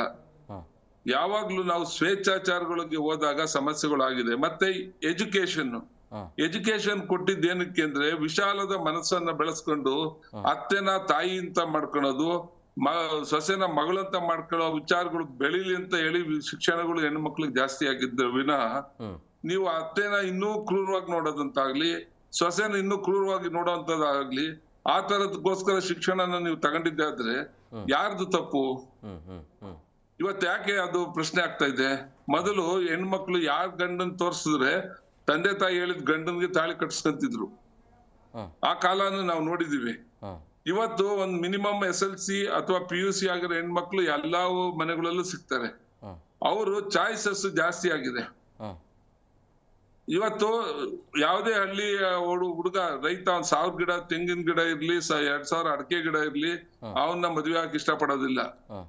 ಹಳ್ಳಿಯಲ್ಲಿ ಅವ್ನು ಇರಲ್ಲ ಅಂತಾಳೆ, ಪೇಟೆಗೆ ಹೋಗ್ಬೇಕಂತಾಳೆ. ಇವತ್ತು ನಾನು ತಿಪ್ಟೂರ್ ಅಂತ ಒಂದು ತಾಲೂಕಿನವನು. ನಮ್ಮ ಕಡೆಯವರು ಬೀದರು, ಗುಲ್ಬರ್ಗ, ಕೊಪ್ಪಳದಿಂದ ಹೋಗಿ ಹೆಣ್ಣುಗಳು ತರ್ತಾ ಇದ್ದಾರೆ. ಯಾಕೆ ಇಲ್ಲಿ ಹೆಣ್ಣುಗಳು ಇಲ್ವಾ? ಹೆಣ್ಣುಗಳು ಇದಾವೆ, ಆದ್ರೆ ಮದ್ವೆ ಆಗ ರೆಡಿ ಇಲ್ಲ. ಹಳ್ಳಿ ಹುಡುಗ, ಹಳ್ಳಿಯಲ್ಲಿ ಏನ್ ಸಿಗೋದಿಲ್ಲ. ಗ್ಯಾಸ್ ಸಿಗಲ್ವಾ? ಎಲೆಕ್ಟ್ರಿಸಿಟಿ ಇಲ್ವಾ? ಯಾವ ಫೆಸಿಲಿಟಿ ಇಲ್ವಾ? ನಿಮ್ಗೆ ವೆಹಿಕಲ್ಸ್ ಬರೋದಿಲ್ವಾ? ಅಲ್ಲಿ ಬಸ್ಗಳು ಮತ್ತೊಂದು ಎಲ್ಲಾ ಉಂಟು. ನಿಮ್ ಮನೇಲೆ ಕೂತ್ಕೊಂಡು ನೀವು ಪಿಜ್ಜಾ ಆರ್ಡರ್ಗೆ ಇಲ್ಲೇ ಸ್ವಿಗ್ಗಿ ಎಲ್ಲದನ್ನು ಹಳ್ಳಿಗಳಲ್ಲೂ ಮಾಡ್ಬೋದು. ಇವತ್ತು ಎಲ್ಲಾ ಇದ್ರು ನೀವು ಹಳ್ಳಿಯಲ್ಲಿ ಹೋಗಿ ಬದುಕಕ್ಕೆ ಇವ್ರು ರೆಡಿ ಇರಲ್ಲ. ಇದೆಲ್ಲ ಈ ಸಾಮಾಜಿಕ ಬದಲಾವಣೆಗಳು ಏನಾಗಿದೆ. ಮತ್ತೆ ಒಂಟಿ ಕುಟುಂಬಗಳು ಸುರಕ್ಷತೆಗೆ ಜಾಸ್ತಿ ಅವಕಾಶ ಮಾಡ್ಕೊಟ್ಟಿದೆ. ಈಗ ಡೆತ್ಸ್ ಯಾಕೆ ಜಾಸ್ತಿ ಆಗ್ತಾ ಇದ್ದಿದ್ರೆ ಮೊದ್ಲಂಗೆ ಅವಿಭಕ್ತ ಕುಟುಂಬಗಳು ಇಲ್ಲ. ಈಗ ಬದುಕೋದೆಲ್ಲ ಒಂದು ಗಂಡ ಹೆಂಡತಿ, ಪಕ್ಕದ ಮನೆ ಗೊತ್ತಿರಲ್ಲ ಬೆಂಗಳೂರಲ್ಲಿ ಯಾರಿಗೂ. ಈ ತರದ ಸಮಸ್ಯೆಗಳು, ಸಾಮಾಜಿಕ ಸಮಸ್ಯೆಗಳನ್ನ ನಾವು ಹುಟ್ಟಾಕೊಂಡಿರೋದ್ರಿಂದ ಪೊಲೀಸ್ ಯಾವ ಮಟ್ಟದವರೆಗೂ, ಈಗ ಮೇಡಮ್ ಹೇಳ್ತೀರ ಅನೇಕ ಇದನ್ನ ಕೊಟ್ಟಿದ್ದಾರೆ ಅಂತ, ಬಟ್ ಎಷ್ಟ್ ಜನಕ್ಕೆ ಗೊತ್ತು ಚೆಕ್ ಮಾಡ್ಕೊಳ್ಳಿ. 100 ಜನದಲ್ಲಿ 10 ಜನಕ್ಕೆ ಮಾಹಿತಿ ಸಿದ್ರೆ ಹೆಚ್ಚು. ಅದು ಗ್ರಾಮಾಂತರದಲ್ಲಂತೂ ಇಲ್ವೇ ಇಲ್ಲ ಬಿಡಿ. ಗ್ರಾಮಾಂತರದಲ್ಲಂತೂ ಇಲ್ವೇ ಇಲ್ಲ. ಪೇಟೆಗಳಲ್ಲಿ ಎಲ್ಲ ಕೆಲವು ಹೆಣ್ಮಕ್ಳು ಗೊತ್ತಿರ್ಬೋದು. ನೀವು ಯಾವ್ದಾರ ಒಂದು ವುಮೆನ್ಸ್ ಕಾಲೇಜ್ಗೆ ಹೋಗಿ ಜಸ್ಟ್ ಸರ್ವೆ ಮಾಡಿ, ರಿಯಾಲಿಟಿ ಶೋ ತೋರಿಸಿ. ನೀವು ಏನು ಗೊತ್ತಿದೆ, ನೀವು ಹೆಣ್ಮಕ್ಳು ಸುರಕ್ಷತೆ ಬಗ್ಗೆ ನಿಮ್ಗೆ ಏನಾದ್ರು ತೊಂದರೆ ಆದ್ರೆ ಯಾವ ನಂಬರ್ ಫೋನ್ ಹೊಡಿತೀರಾ ಅಂತ ಒಂದು 25 ಹೆಣ್ಮಕ್ಳು ಒಂದು ಕಾಲೇಜಲ್ಲಿ ಚೆಕ್ ಮಾಡಿ ನೀವು ರಿಯಾಲಿಟಿ ಶೋನ.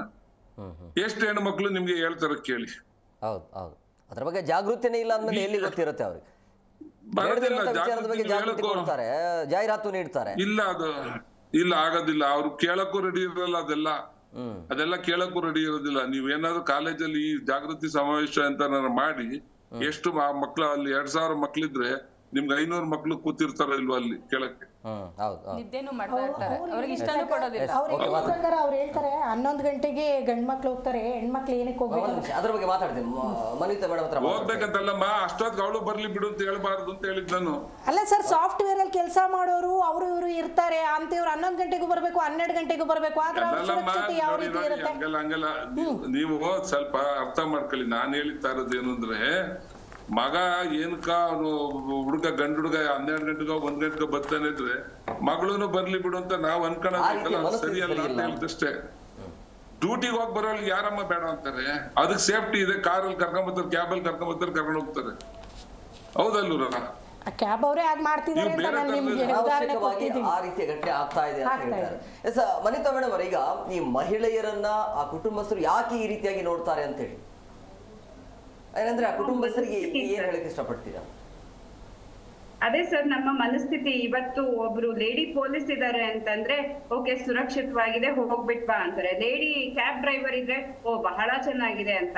ಆದ್ರೆ ಎಷ್ಟು ಮನೆಯಲ್ಲಿ ಹೆಂಗಸ್ರನ್ನ ಹೋಗು ನೀನು ಕ್ಯಾಬ್ ಡ್ರೈವರ್ ಆಗು, ಅಥವಾ ನೀನು ಝೊಮ್ಯಾಟೊ ಸ್ವಿಗ್ಗಿ ಡೆಲಿವರಿ ವುಮನ್ ಆಗು, ಅಥವಾ ಕಂಡಕ್ಟರ್ ಆಗು, ಡ್ರೈವರ್ ಆಗು ಅಂತ ಎಷ್ಟು ಮನೆಯಲ್ಲಿ ಹೆಣ್ಮಕ್ಳಿಗೆ ಈ ತರ ಪ್ರೋತ್ಸಾಹ ಕೊಡ್ತಾರೆ. ಅವ್ರಿಗೆ ಲೇಡಿ ಡಾಕ್ಟರ್ ಬೇಕು, ಆದ್ರೆ ಅವರ ಮನೆ ಮತ್ತು ಅವರ ರಾಜ್ಯನ ಮೀರಿ ಹೋಗ್ಬಿಟ್ಟು ಮೆಡಿಕಲ್ ಓದೋದಕ್ಕೆ ಅವಕಾಶ ಕೊಡೋದಕ್ಕೆ ರೆಡಿ ಇಲ್ಲ. ಲೇಡೀಸ್ ಕಂಡಕ್ಟರ್ ಬೇಕು, ಆದ್ರೆ ನೀನ್ ಮಾತ್ರ ಲೇಡಿ ಕಂಡಕ್ಟರ್ ಆಗೋ ಹಾಗಿಲ್ಲ. ಇದೇ ಅಲ್ವಾ ನಮ್ಮ ಮನಸ್ಥಿತಿ. ಈ ಮನಸ್ಥಿತಿ ಯಾವಾಗ ಈ ರೀತಿ ಇರುತ್ತೋ ಅಲ್ಲಿವರೆಗೂ ಈ ತರ ಕೃತ್ಯಗಳು ನಡೀತಾ ಇರುತ್ತೆ. ಇನ್ನೊಂದು ದ್ರೌಪದಿಯ ಚೀರಹರಣ ನಮ್ಗೆಲ್ಲರಿಗೂ ಗೊತ್ತು. ಆ ಕಾಲದಲ್ಲಿ ಆ ಎಕ್ಸಾಂಪಲ್ ಯಾಕೆ ಕೊಡ್ತಾ ಇದ್ರು, ಈ ತರ ಆಗ್ಬಾರ್ದು ಅಂತ. ಇವತ್ತು ಇದ್ರ ಬಗ್ಗೆ ಮಾತಾಡಿದ್ರೆ ಚರ್ಚೆ ಮಾಡ್ತಾರೆ, ಅವ್ರು ಮಾಡ್ಲಿಲ್ಲ, ಇವ್ರು ಮಾಡ್ಲಿಲ್ಲ, ಆಕೆ ಆ ತರ ಇದ್ಲು, 5 ಜನ ಗಂಡಂದಿರಿದ್ರು ಅಂತ. ಒಂಥರ ಬೇರೆ ತರ ನಮ್ಮ ಯೋಚನೆಗಳೇ ಬದಲಾಗಿ ಹೋಗಿದೆ. ಆಮೇಲೆ ಇನ್ನೊಂದು, ನಮ್ಮಲ್ಲಿ ಕೆಲವೊಂದು ಮೂಢನಂಬಿಕೆ ಇದೆ. ಹೆಣ್ಮಕ್ಳು ಹೀಗೆಲ್ಲ ಇರಬಾರ್ದು, ಹಾಗೆಲ್ಲ ಇರಬಾರ್ದು ಅಂತ. ಅದು ತಪ್ಪು. ಹೆಣ್ಣಿಗೂ ಮನಸ್ಸಿರುತ್ತೆ, ಹೆಣ್ಣಿಗೂ ಬುದ್ಧಿವಂತಿಕೆ ಇರುತ್ತೆ, ಹೆಣ್ಣಿಗೂ ಒಂದು ಇಂಡಿಪೆಂಡೆನ್ಸ್ ಬೇಕು, ನನಗೊಂದು ಜೀವನ ಬೇಕು ಅನ್ನೋ ಒಂದು ಆಸೆ ಇರುತ್ತೆ. ಆ ಆಸೆಗಳಿಗೆ, ಆ ಇಂಡಿಪೆಂಡೆನ್ಸ್ಗೆ ನಾವು ರೆಸ್ಪೆಕ್ಟ್ ಮಾಡ್ಬೇಕು. ಇನ್ನೊಂದು ಕೇಳ್ತೀನಿ ಸರ್, 2 ಹೆಲ್ಪ್ ಲೈನ್ ಇದೆ, 1090 1091. ನಿಮ್ಗೆ ಇದ್ರ ಮಧ್ಯೆ ಇರೋ ಡಿಫ್ರೆನ್ಸ್ ಗೊತ್ತಾ ಸರ್? ನನಗೂ ಗೊತ್ತಿರ್ಲಿಲ್ಲ, ಇವಾಗ್ಲೇ ಗೊತ್ತಾಯ್ತು. 1090 ಕ್ರೈಮ್ ಬಗ್ಗೆ ಹೇಳೋದಕ್ಕೆ, 1091 ಹೆಣ್ಮಕ್ಳು ಲೇಡೀಸ್ ಏನಾದ್ರು ಪ್ರಾಬ್ಲಮ್ ಇದ್ರೆ ಹೇಳ್ಕೊಳ್ಳೋದಕ್ಕೆ. ನನಗೆ ಗೊತ್ತಿರ್ಲಿಲ್ಲ. ಇನ್ನ ಬೇರೆಯವ್ರಿಗೆ, ಅದ್ರಲ್ಲೂ ಮನೆಯಲ್ಲಿ ಹೌಸ್ ವೈಫ್ ಆಗಿ ಒಬ್ಳೇ ಇರ್ತಾಳೆ, ಅಥವಾ ಚಿಕ್ಕ ಮಕ್ಕಳು, ಅಥವಾ ಈ ತರ ವಯಸ್ಸಿಗೆ ಬಂದಿರ್ತಾರೆ, ಅವ್ರಿಗೆ ಎಲ್ಲಿದೆ ಸರ್ ಇದ್ರ ಮಾಹಿತಿ? ಯಾರು ಕೊಟ್ಟಿದ್ದಾರೆ ಈ ಮಾಹಿತಿ? ಶಿಕ್ಷೆ ಬೇಕು, ಕಠಿಣ ಶಿಕ್ಷೆ ಬೇಕು ಅಂತ ಹೇಳ್ತಾರೆ. ಶಿಕ್ಷೆನೂ ಇರ್ಬೇಕು, ಶಿಕ್ಷಣನೂ ಇರ್ಬೇಕು. ಈ ತರ ಎಲ್ಲ ನಮ್ಮಲ್ಲಿ ಅವೈಲಬಿಲಿಟಿ ಇದೆ. ಫೋನ್ ಮಾಡ್ಬೋದು. ಅಷ್ಟೇ ಅಲ್ಲ ಸರ್, ಎಷ್ಟು ಕೌನ್ಸಿಲಿಂಗ್ ಸೆಂಟರ್ ಇದೆ. ಟ್ರಾಮಾ ಪೀಡಿತ ಒಂದು ಮಹಿಳೆ ಹೋಗಿ ಕೌನ್ಸಿಲಿಂಗ್ ಕೇಳ್ಬೇಕು ಅಂತಂದ್ರೆ ಕೇಸ್ ಫೈಲ್ ಫಿಲ್ ಮಾಡ್ಬೇಕು, ಅವಳಿಗೆ ಅದನ್ನ ಬರೆಯೋಷ್ಟು ಪುಸ್ತಕ ಹೋಗುತ್ತೆ. ಎಷ್ಟು ಕಡೆ, ಎಷ್ಟು ವಾರ್ಡ್ ಅಲ್ಲಿ ಫ್ರೀ ಕೌನ್ಸಿಲಿಂಗ್ ಸೆಂಟರ್ ಅಂತ ಬೋರ್ಡ್ ಹಾಕಿದ್ದಾರೆ. ಅದ್ ಯಾವ್ದೋ ಮೂಲೆಯಲ್ಲಿ ಇರುತ್ತೆ, ಅಲ್ಲಿ ಹೋಗ್ಬೇಕು ಅಂತಂದ್ರೆ ಅಷ್ಟು ಮನಸ್ಸಿನಲ್ಲಿ ಭಯ ಆಗುತ್ತೆ. It should be free. ಹೋಗಕ್ಕೆ ಒಂದು ದಾರಿ ಇರ್ಬೇಕು, ಭಯ ಇರ್ಬಾರ್ದು. ಅಂತ ಜಾಗದಲ್ಲಿ ಇವರು ಕೌನ್ಸಿಲಿಂಗ್ ಸೆಂಟರ್ಸ್ ಓಪನ್ ಮಾಡ್ಬೇಕು. ಮೇನಕಾ ಗಾಂಧಿ ಇದಾರೆ, ಶೋಭಾ ಕರಂದ್ಲಾಜೆ ಇದಾರೆ, ಇಂದಿರಾ ಗಾಂಧಿ, ಇಂದಿರಾ ನೂರಿ, ಇವರೆಲ್ಲ ದೊಡ್ಡ ಮಟ್ಟಕ್ಕೆ ಬೆಳೆದವರು. ಅವ್ರ ಹಿಂದೆ ಯಾರ್ಯಾರಿದ್ರು, ಇಡೀ ಕುಟುಂಬ ಇತ್ತು. ಇವತ್ತಿನ ಹೆಣ್ಮಗಳು ವರ್ಕ್ ಮತ್ತೆ ಲೈಫ್, ಪರ್ಸನಲ್ ಲೈಫ್ ಬ್ಯಾಲೆನ್ಸ್ ಮಾಡ್ಬೇಕು. ಬರೇ ತಂಗಿ, ಹೆಂಡತಿ, ಮಗಳು ಅಷ್ಟೇ ಅಲ್ಲ, ಆಕೆ ವರ್ಕಿಂಗ್ ಲೇಡಿ. ಒಂದು ವರ್ಕ್ ಎನ್ವೈರನ್ಮೆಂಟ್ ಅಲ್ಲಿ ಆಕೆಗೂ ಸ್ಟ್ರೆಸ್ ಆಗ್ತಾ ಇರುತ್ತೆ. ಅದನ್ನೆಲ್ಲ ಕರ್ತವ್ಯನ ನಿರ್ವಹಿಸಿ ವಾಪಸ್ ಮನೆಗ್ ಬಂದು ಮನೆಯ ಕರ್ತವ್ಯನೂ ನಿರ್ವಹಿಸ್ತಾ ಇರ್ತಾಳೆ. ಇದ್ರ ಮಧ್ಯ ಅವಳು ಸರ್ವೈವ್ ಆಗ್ಬೇಕು, ಜೀವನ ಬೇಡವಾ ಅವಳಿಗೆ ಬೇರೆ ರೀತಿ ಈ ತರ ಒತ್ತಡ, ಸ್ಟ್ರೆಸ್ಸು ಮತ್ತೆ ಈ ಮೂಢನಂಬಿಕೆಗೆ ಒಳಗಾಗಿ ಅವಳನ್ನ ಸದಾ ಕಾಲ ನೀನ್ ಹೀಗೆ ಇರ್ಬೇಕು, ನೀನ್ ಹುಟ್ಟಿರೋದು ಒಂದು ಹೆಣ್ಣಾಗಿ, ಹೆಣ್ಣಿನ ಆ ಒಂದು ಲಿಮಿಟ್ ನ ಮೀರ್ಬಾರ್ದು ಅಂತ ಪ್ರತಿ ಟೈಮ್ನು ಹೇರ್ತಾ ಇದ್ರೆ ಇಂತಹ ಮನಸ್ಥಿತಿ ಇಟ್ಕೊಂಡು ಯಾವ ಹೆಣ್ಣು ಎಲ್ಲಿ ತಾನೇ ಬದುಕಕ್ ಸಾಧ್ಯ? ಆಮೇಲೆ ಇನ್ನೊಂದು ಸರ್, ರೂರಲ್ ಅಲ್ಲಿ, ಗ್ರಾಮೀಣ ಭಾಗದಲ್ಲಿ ಹೆಣ್ಮಕ್ಳು ಇನ್ನಷ್ಟು ಸೇಫ್ ಇದ್ದಾರೆ, ಸಿಟಿನಲ್ಲಿ ಸ್ವಲ್ಪ ಕಡಿಮೆ ಅಲ್ವಾ ಸರ್? ದೈಹಿಕವಾಗಿ, ಮಾನಸಿಕವಾಗಿ, ಭಾವನಾತ್ಮಕವಾಗಿ, ಸಾಮಾಜಿಕವಾಗಿ, ಕೌಟುಂಬಿಕವಾಗಿ ಅವಳಿಗೆ ಸಪೋರ್ಟ್ ಬೇಕಿದೆ. ಹೆಣ್ಣಿಂದ ಆದಾಯ ಬೇಕು, ಹೆಣ್ಣು ಓದಿ ಒಂದು ಒಳ್ಳೆ ಸ್ಥಾನಕ್ಕೆ ಬರ್ಬೇಕು, ಅದ್ರ ಸಪೋರ್ಟ್ ಇಲ್ಲ ಅಂತಂದ್ರೆ. ಆಮೇಲೆ ಮನೆಯಲ್ಲೂ ಅಷ್ಟೇ, ಅವಳಿಗೆ ಏನಾದ್ರು ಕಿರುಕುಳ ಆಯ್ತು, ಅತ್ತೆಯಿಂದನೇ ಆಗಿರ್ಬೋದು, ಮನೆಯಲ್ಲಿರೋ ಫ್ಯಾಮಿಲಿ ಮೆಂಬರ್ಸ್ ಇಂದಾನು ಆಗಿರ್ಬೋದು, ಪಕ್ಕದ ಮನೆಯಿಂದ ಆದ್ರೂ ಆಗಿರ್ಬೋದು, ಎಲ್ಲ ಹೋಗಿ ರಿಪೋರ್ಟ್ ಮಾಡ್ಬೇಕು. ಆಕೆ ಏನಾದ್ರು ಬಾಯಿ ಬಿಟ್ಬಿಟ್ರೆ ಅಕಸ್ಮಾತ್ ಆಗಿ ಎಷ್ಟು ಫ್ಯಾಮಿಲಿ ಮೆಂಬರ್ಸ್ ಅರ್ಥ ಮಾಡ್ಕೊಂತಾರೆ.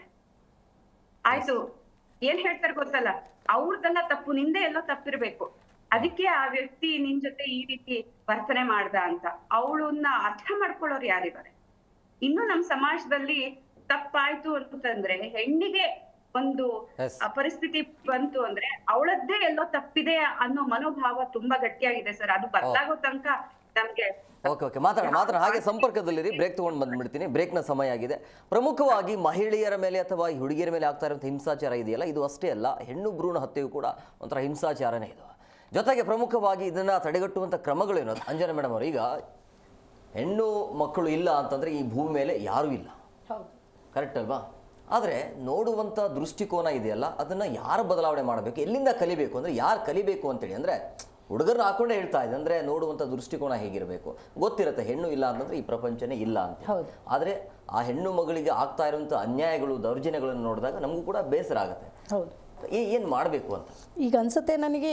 ಹೆಣ್ಣಿನ ಬಗ್ಗೆ ಇಷ್ಟು ತಾತ್ಸಾರ ಇರೋದ್ರಿಂದ ಪ್ರತಿಯೊಂದು ಶಿಕ್ಷಣದ ಕೊರತೆ ಇದೆ ಅಂತ ಅವರು ಹೇಳಿದರು. ಇವಾಗ ಶಿಕ್ಷಣದಲ್ಲಿ ಕೂಡ ಒಂದು ಪಠ್ಯ ಪುಸ್ತಕವಾಗಿ ಹೆಣ್ಣು ಮಕ್ಕಳ ಸುರಕ್ಷತೆಗಾಗಿ ಏನು ಮಾಡಬೇಕು, ಹೆಣ್ಣು ಮಕ್ಕಳು ಹೇಗೆ ಸುರಕ್ಷತೆಯಾಗಿರಬೇಕು ಅನ್ನೋದನ್ನ ಪ್ರತಿಯೊಂದು ಶಾಲಾ ಕಾಲೇಜ್ಗಳಲ್ಲಿ, ಚಿಕ್ಕ ಮಕ್ಕಳಿದ್ದ ಹೈಸ್ಕೂಲ್ನಲ್ಲಿ ಒಂದು ಪಠ್ಯ ಪುಸ್ತಕ ಮಾಡಿದ್ರೆ ಎಲ್ಲ ಪುಸ್ತಕದ ಜೊತೆ ಅದು ಓದ್ತಾರೆ. ಈ ಕೆಲವೊಂದು ಪುಸ್ತಕ ಓದ್ಬಿಟ್ಟು ಅವ್ರು ಸಾಫ್ಟ್ವೇರ್ಗೋ ಅದಕ್ಕೂ ಕನೆಕ್ಷನ್ನೇ ಇರಲ್ಲ. ಅಂಥದ್ರಲ್ಲಿ ಇಂಥ ದಿನನಿತ್ಯ ಬಳಕೆಯಲ್ಲಿರುವಂಥದ್ದು, ದಿನನಿತ್ಯ ನಮಗೆ ಬೇಕಾಗಿರುವಂಥದ್ದನ್ನ ಒಂದು ಪಠ್ಯ ಪುಸ್ತಕವಾಗಿ ಮಾಡಿದ್ರೆ ನಿಜಕ್ಕೂ ಅವ್ರಿಗೊಂದು ಅವೇರ್ನೆಸ್ಸು ಆಗುತ್ತೆ ಪ್ರತಿಯೊಂದು ಹೆಣ್ಮಕ್ಳಿಗೆ. ಯಾಕಂದರೆ ಒಂದು ಹೆಣ್ಣಿನಿಂದನೇ ಇಡೀ ಜಗತ್ತು ಹುಟ್ಟಿರೋದೇ ಒಂದು ಹೆಣ್ಣಿಂದ.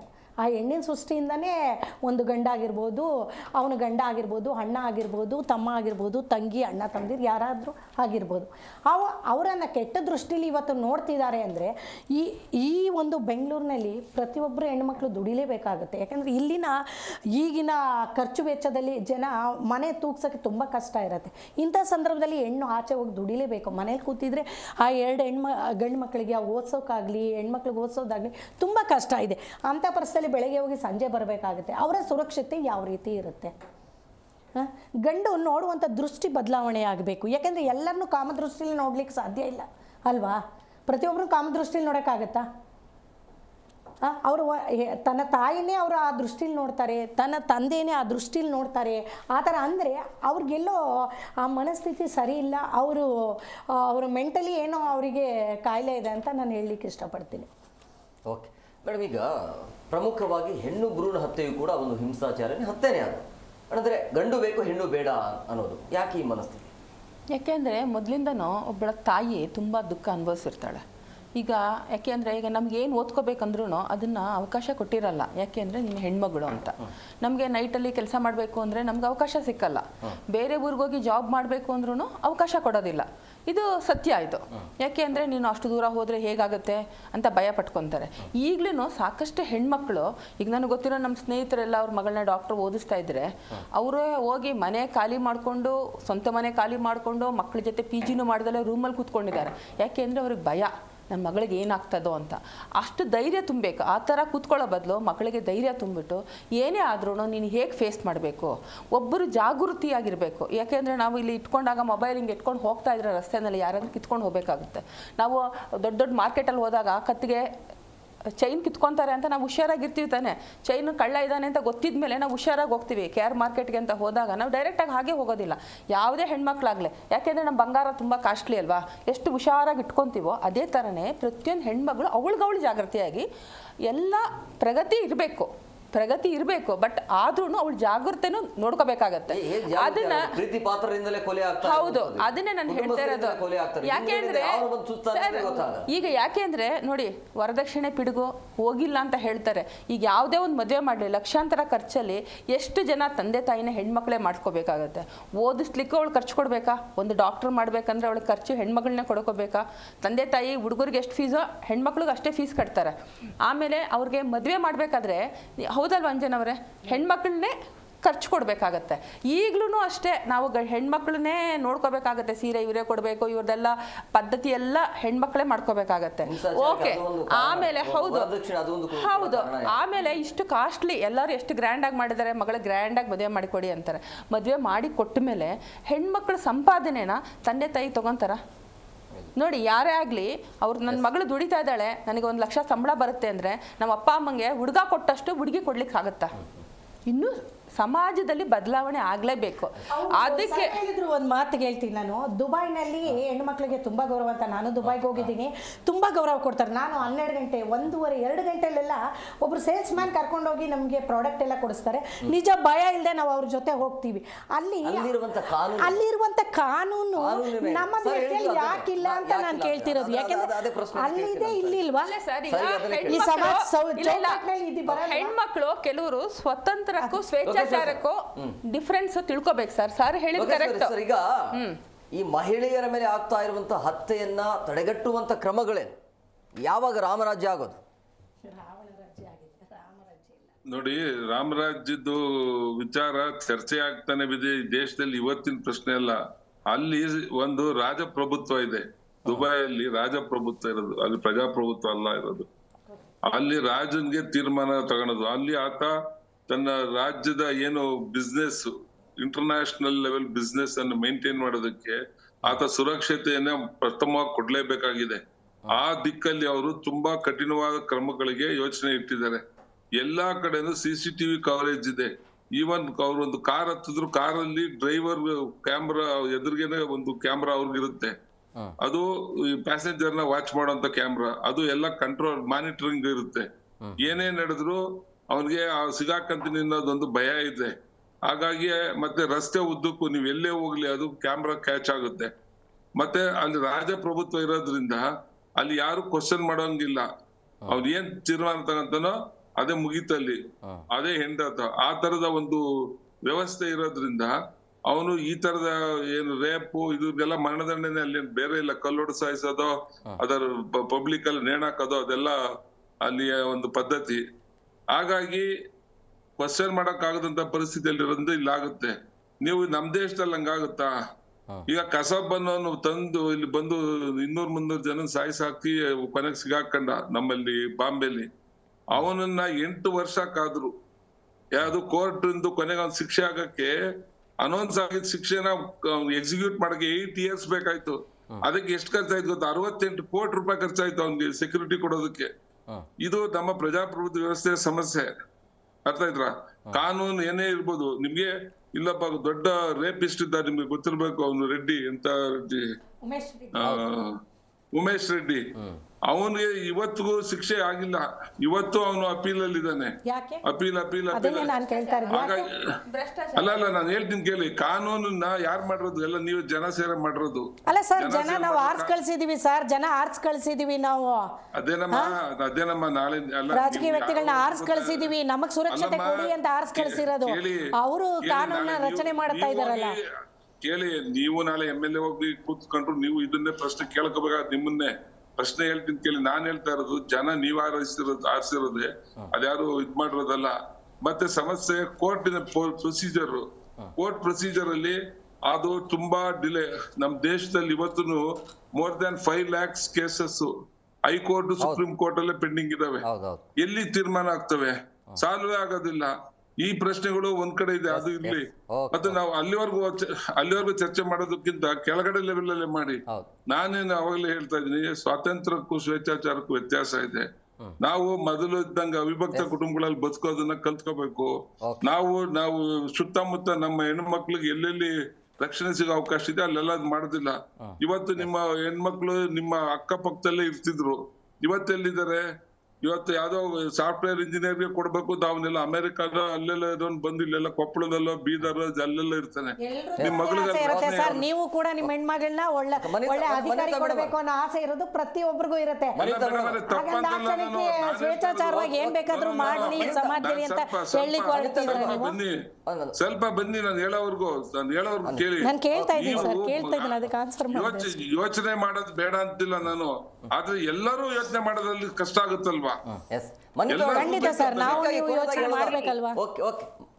ಸಾಫ್ಟ್ವೇರ್ ಇಂಜಿನಿಯರ್ ಸಾಫ್ಟ್ವೇರ್ ಹುಡುಗರು ಕೇಳ್ಕೊಂಡ್ರೆ ಪರವಾಗಿಲ್ಲ, BSc ಇನ್ನೊಂದು ಆಗಿರ್ತಾಳೆ, ಅವ್ರವ್ರ ಇಚ್ಛೆ ಸರ್, ಅವ್ರವ್ರ ಹೆಣ್ಮಕ್ಳನ್ನ ಅವ್ರವ್ರ ಒಳ್ಳೆ ಸ್ವಇಚ್ಛೆ ಅದು. ತಂದೆ ತಾಯಿ ಕನ್ವಿನ್ಸ್ ಮಾಡಿ ನಿಮ್ಮ ಹತ್ತಿರದಲ್ಲಿರೋರಿಗೆ ಕೊಟ್ಟು ಮಾಡಿದ್ರೆ ರಕ್ಷಣೆನೂ ಸಿಗುತ್ತೆ. ನಿಮ್ಮಿಂದಾನೇ ಶುರುವಾಗ್ಲಿ ಸರ್, ಅದು ನಿಮ್ಮಿಂದಾನೇ ಶುರುವಾಗ್ಲಿ. ನಾವೆಲ್ಲ ನಾವಂತೂ ನಾವು ಹಂಗೆ ನಡ್ಕೊಂಡಿದ್ದೀವಿ. ಮನಿತಾ ಮೇಡಮ್, ಕ್ವಿಕ್ ಆಗಿ ಕೊನೆದಾಗಿ ಹೇಳೋದ, ಕೊನೆದಾಗಿ ಏನ್ ಸಂದೇಶ ಕೊಡ್ತೀರಿ ಮಹಿಳೆಯರಿಗೆ ಆಗಿರ್ಬೋದು ಅಥವಾ ಸರ್ಕಾರಕ್ಕೆ ಆಗಿರ್ಬೋದು? ಮಹಿಳೆಯರಿಗೆ ಒಂದು ಹೇಳ್ಬೇಕು, ಧೈರ್ಯ ಕೆಡಬೇಡಿ, ನಿಮ್ ಗುರಿ ಸಾಧಿಸ್ತಾ ಹೋಗಿ. ಕುಟುಂಬದಿಂದ ನಿಮ್ಗೆ ಏನ್ ಸಹಾಯ ಬೇಕು ಬಾಯ್ಬಿಟ್ಟು ಕೇಳಿ. ಎಲ್ಲಿ ನಿಮಗ್ ತೊಂದರೆ ಆಗ್ತಾ ಇದೆಯೋ ಅವಾಗ ಬಾಯ್ಬಿಟ್ಟು ಹೇಳಿ. ಸಮಯ ಪ್ರಜ್ಞೆ ಇರ್ಲಿ, ಯಾವ್ದು ತುಂಬಾ ಲೇಟ್ ಆಗುತ್ತೋ, justice delayed is justice denied. So take the right step at the right time. ಮತ್ತು ಸಮಾಜ ಮತ್ತೆ ಕುಟುಂಬದವ್ರಿಗೆ ಏನ್ ಹೇಳ್ತೀನಿ ಅಂತಂದ್ರೆ, ನಂಬಿಕೆ ಇರ್ಲಿ, ಹೆಣ್ಮಕ್ಳಲ್ಲೂ ನಂಬಿಕೆ ಇರ್ಲಿ, ಮತ್ತು ನಿಮ್ಮ ಗಂಡು ಮಕ್ಕಳಿಗೆ ಹೆಂಗಸರನ್ನ ಹೆಣ್ಮಕ್ಳನ್ನ ರೆಸ್ಪೆಕ್ಟ್ ಮಾಡೋದು ಹೇಳ್ಕೊಡಿ. ಮತ್ತು ಇನ್ನೊಂದು, ನನ್ನ ಮನೆಯಲ್ಲೂ ಒಬ್ಳು ಶೋಭಾ ಕರಂದ್ಲಾಜೆ ಬರ್ಲಿ, ನನ್ನ ಮನೆಯಲ್ಲೂ ಒಬ್ರು ಇಂದಿರಾ ಗಾಂಧಿ ಬರ್ಲಿ, ನನ್ನ ಮನೆಯಲ್ಲೂ ಒಬ್ರು ಸುಧಾಮೂರ್ತಿ ಬರ್ಲಿ ಅನ್ನೋ ಒಂದು ಆಶೆ ಪ್ರತಿ ಕುಟುಂಬದಲ್ಲಿ ಇದ್ರೆ, ಅವರು ಪ್ರತಿ ಕುಟುಂಬ ಸೇರಿ ಸಮಾಜ ಒಂದಾಗುತ್ತೆ. ಸಮಾಜದಲ್ಲಿ ಇಂಥ ಭಾವನೆಗಳು ಬಂದಾಗ ಮಹಿಳೆಯರಿಗೆ ನ್ಯಾಚುರಲಿ ಸೇಫ್ಟಿ ಇರುತ್ತೆ. Okay, thank you very much 4 ಕಾರ್ಯಕ್ರಮಕ್ಕೆ ಜಾಯ್ನ್ ಆಗಿದ್ದಕ್ಕೆ. ಎಸ್, ನೋಡಿದ್ರಲ್ಲ ವೀಕ್ಷಕರೇ, ಸಹಜವಾಗಿ ಈ ಪ್ರಕರಣವನ್ನು ನೋಡಿದಾಗ ನಿಜವಾಗ್ಲೂ ಕೂಡ ಬೇಸರ ಆಗತ್ತೆ. ಆದರೆ ಇಲ್ಲಿ ಮಹಿಳೆಯರು ಯಾವ ರೀತಿಯಾಗಿ ಎಚ್ಚೆತ್ಕೊಳ್ಬೇಕು ಅಂತಂದರೆ, ಆ ಮಹಿಳೆಯರನ್ನು ನೋಡುವಂಥ ದೃಷ್ಟಿಕೋನ ಬದಲಾಗಬೇಕು. ಆ್ಯಂಡ್ ಕುಟುಂಬಸ್ಥರು ಕೂಡ ಅವರಿಗೆ ಸಹಕಾರ ನೀಡಬೇಕು. ಇದೇ ಟೈಮಲ್ಲಿ ಬರಬೇಕು, ಅದೇ ಟೈಮ್ಗೆ ಹೋಗಬಾರ್ದು ಅಂತ ಹೇಳಿದಾಗ ಅವರಿಗೂ ಕೂಡ ಒಂಥರ ಸ್ಟ್ರೆಸ್ ಆಗುತ್ತೆ. ಸೊ ಯಾಕೆ ಹಿಂಗೆ ಹೇಳ್ತಾರೆ ಅಂಥೇಳಿ. ಸೊ ಇದೆಲ್ಲದಿಂದ ಹೊರಗಡೆ ಬರಬೇಕು ಅಂತಂದರೆ ಕಠಿಣವಾದ ಕಾನೂನು ಇರಬೇಕು. ಯಾವೊಬ್ಬ ಕಾಮುಕ ಏನೇ ಆದರೂ ಕೂಡ ಆತನಿಗೆ ಯಾವ ರೀತಿಯಾಗಿ ಶಿಕ್ಷೆ ಆಗುತ್ತೆ ಅನ್ನೋದು ಬಹಿರಂಗ ಆದರೆ, ಅದು ಪಬ್ಲಿಕ್ಕಲ್ಲಿ ಬಂದರೆ ಬಹುಶಃ ಅದು ಎಲ್ರಿಗೂ ಕೂಡ ಗೊತ್ತಾಗುತ್ತೆ. ಅದರಿಂದ ಪ್ರಕರಣಗಳ ಸಂಖ್ಯೆ ಕೂಡ ಕಡಿಮೆ ಆಗುತ್ತೆ, ಜೊತೆಗೆ ಈ ರೀತಿಯ ಪ್ರಕರಣಗಳು ಕೂಡ ಕಡಿಮೆ ಆಗುತ್ತೆ. ಮಹಿಳೆಯರು ಕೂಡ ಧೈರ್ಯವಾಗಿ ಹೇಗೆ ಬೇಕಂಗೂ ಕೂಡ ಇರಬಹುದು. ಅಂದರೆ ಹೇಗೆ ಬೇಕಂದ್ರೆ ಯಾವಾಗ ಬೇಕಾದರೂ ಕೂಡ ಮನೆಗೆ ಹೋಗಬಹುದು, ನಮ್ಮ ಕೆಲಸ ಕಾರ್ಯಗಳಲ್ಲಿ ತೊಡಗಿಸಿಕೊಳ್ಳಬಹುದು ಅಂತ ಹೇಳ್ತಾ ಇವತ್ತಿನ ಕಾರ್ಯಕ್ರಮವನ್ನು ಮುಗಿಸ್ತೀವಿ. ನೋಡ್ತಾ ಇರಿ ಜಿ ಕನ್ನಡ ನ್ಯೂಸ್, ಸತ್ಯವೇ ಸುದ್ದಿಯ ಜೀವಾಳ.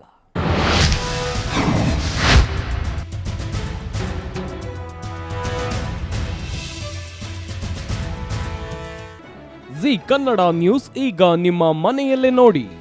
ಎಲ್ಲ ಕೇಬಲ್ಗಳಲ್ಲಿ ಈಗ ಲಭ್ಯ.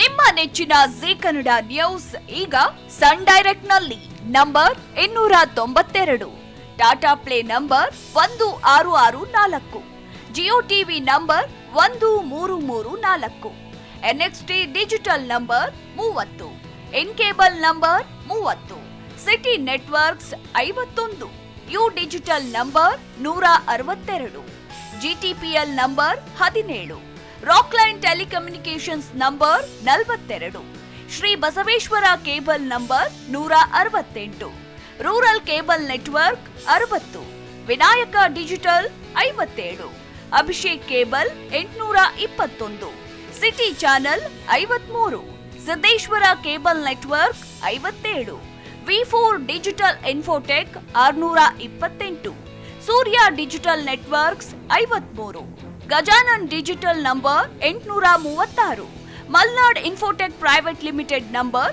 56, Metrocast number 830, victory digital number 167ರಲ್ಲಿ ನೋಡಿ ಆನಂದಿಸಿ.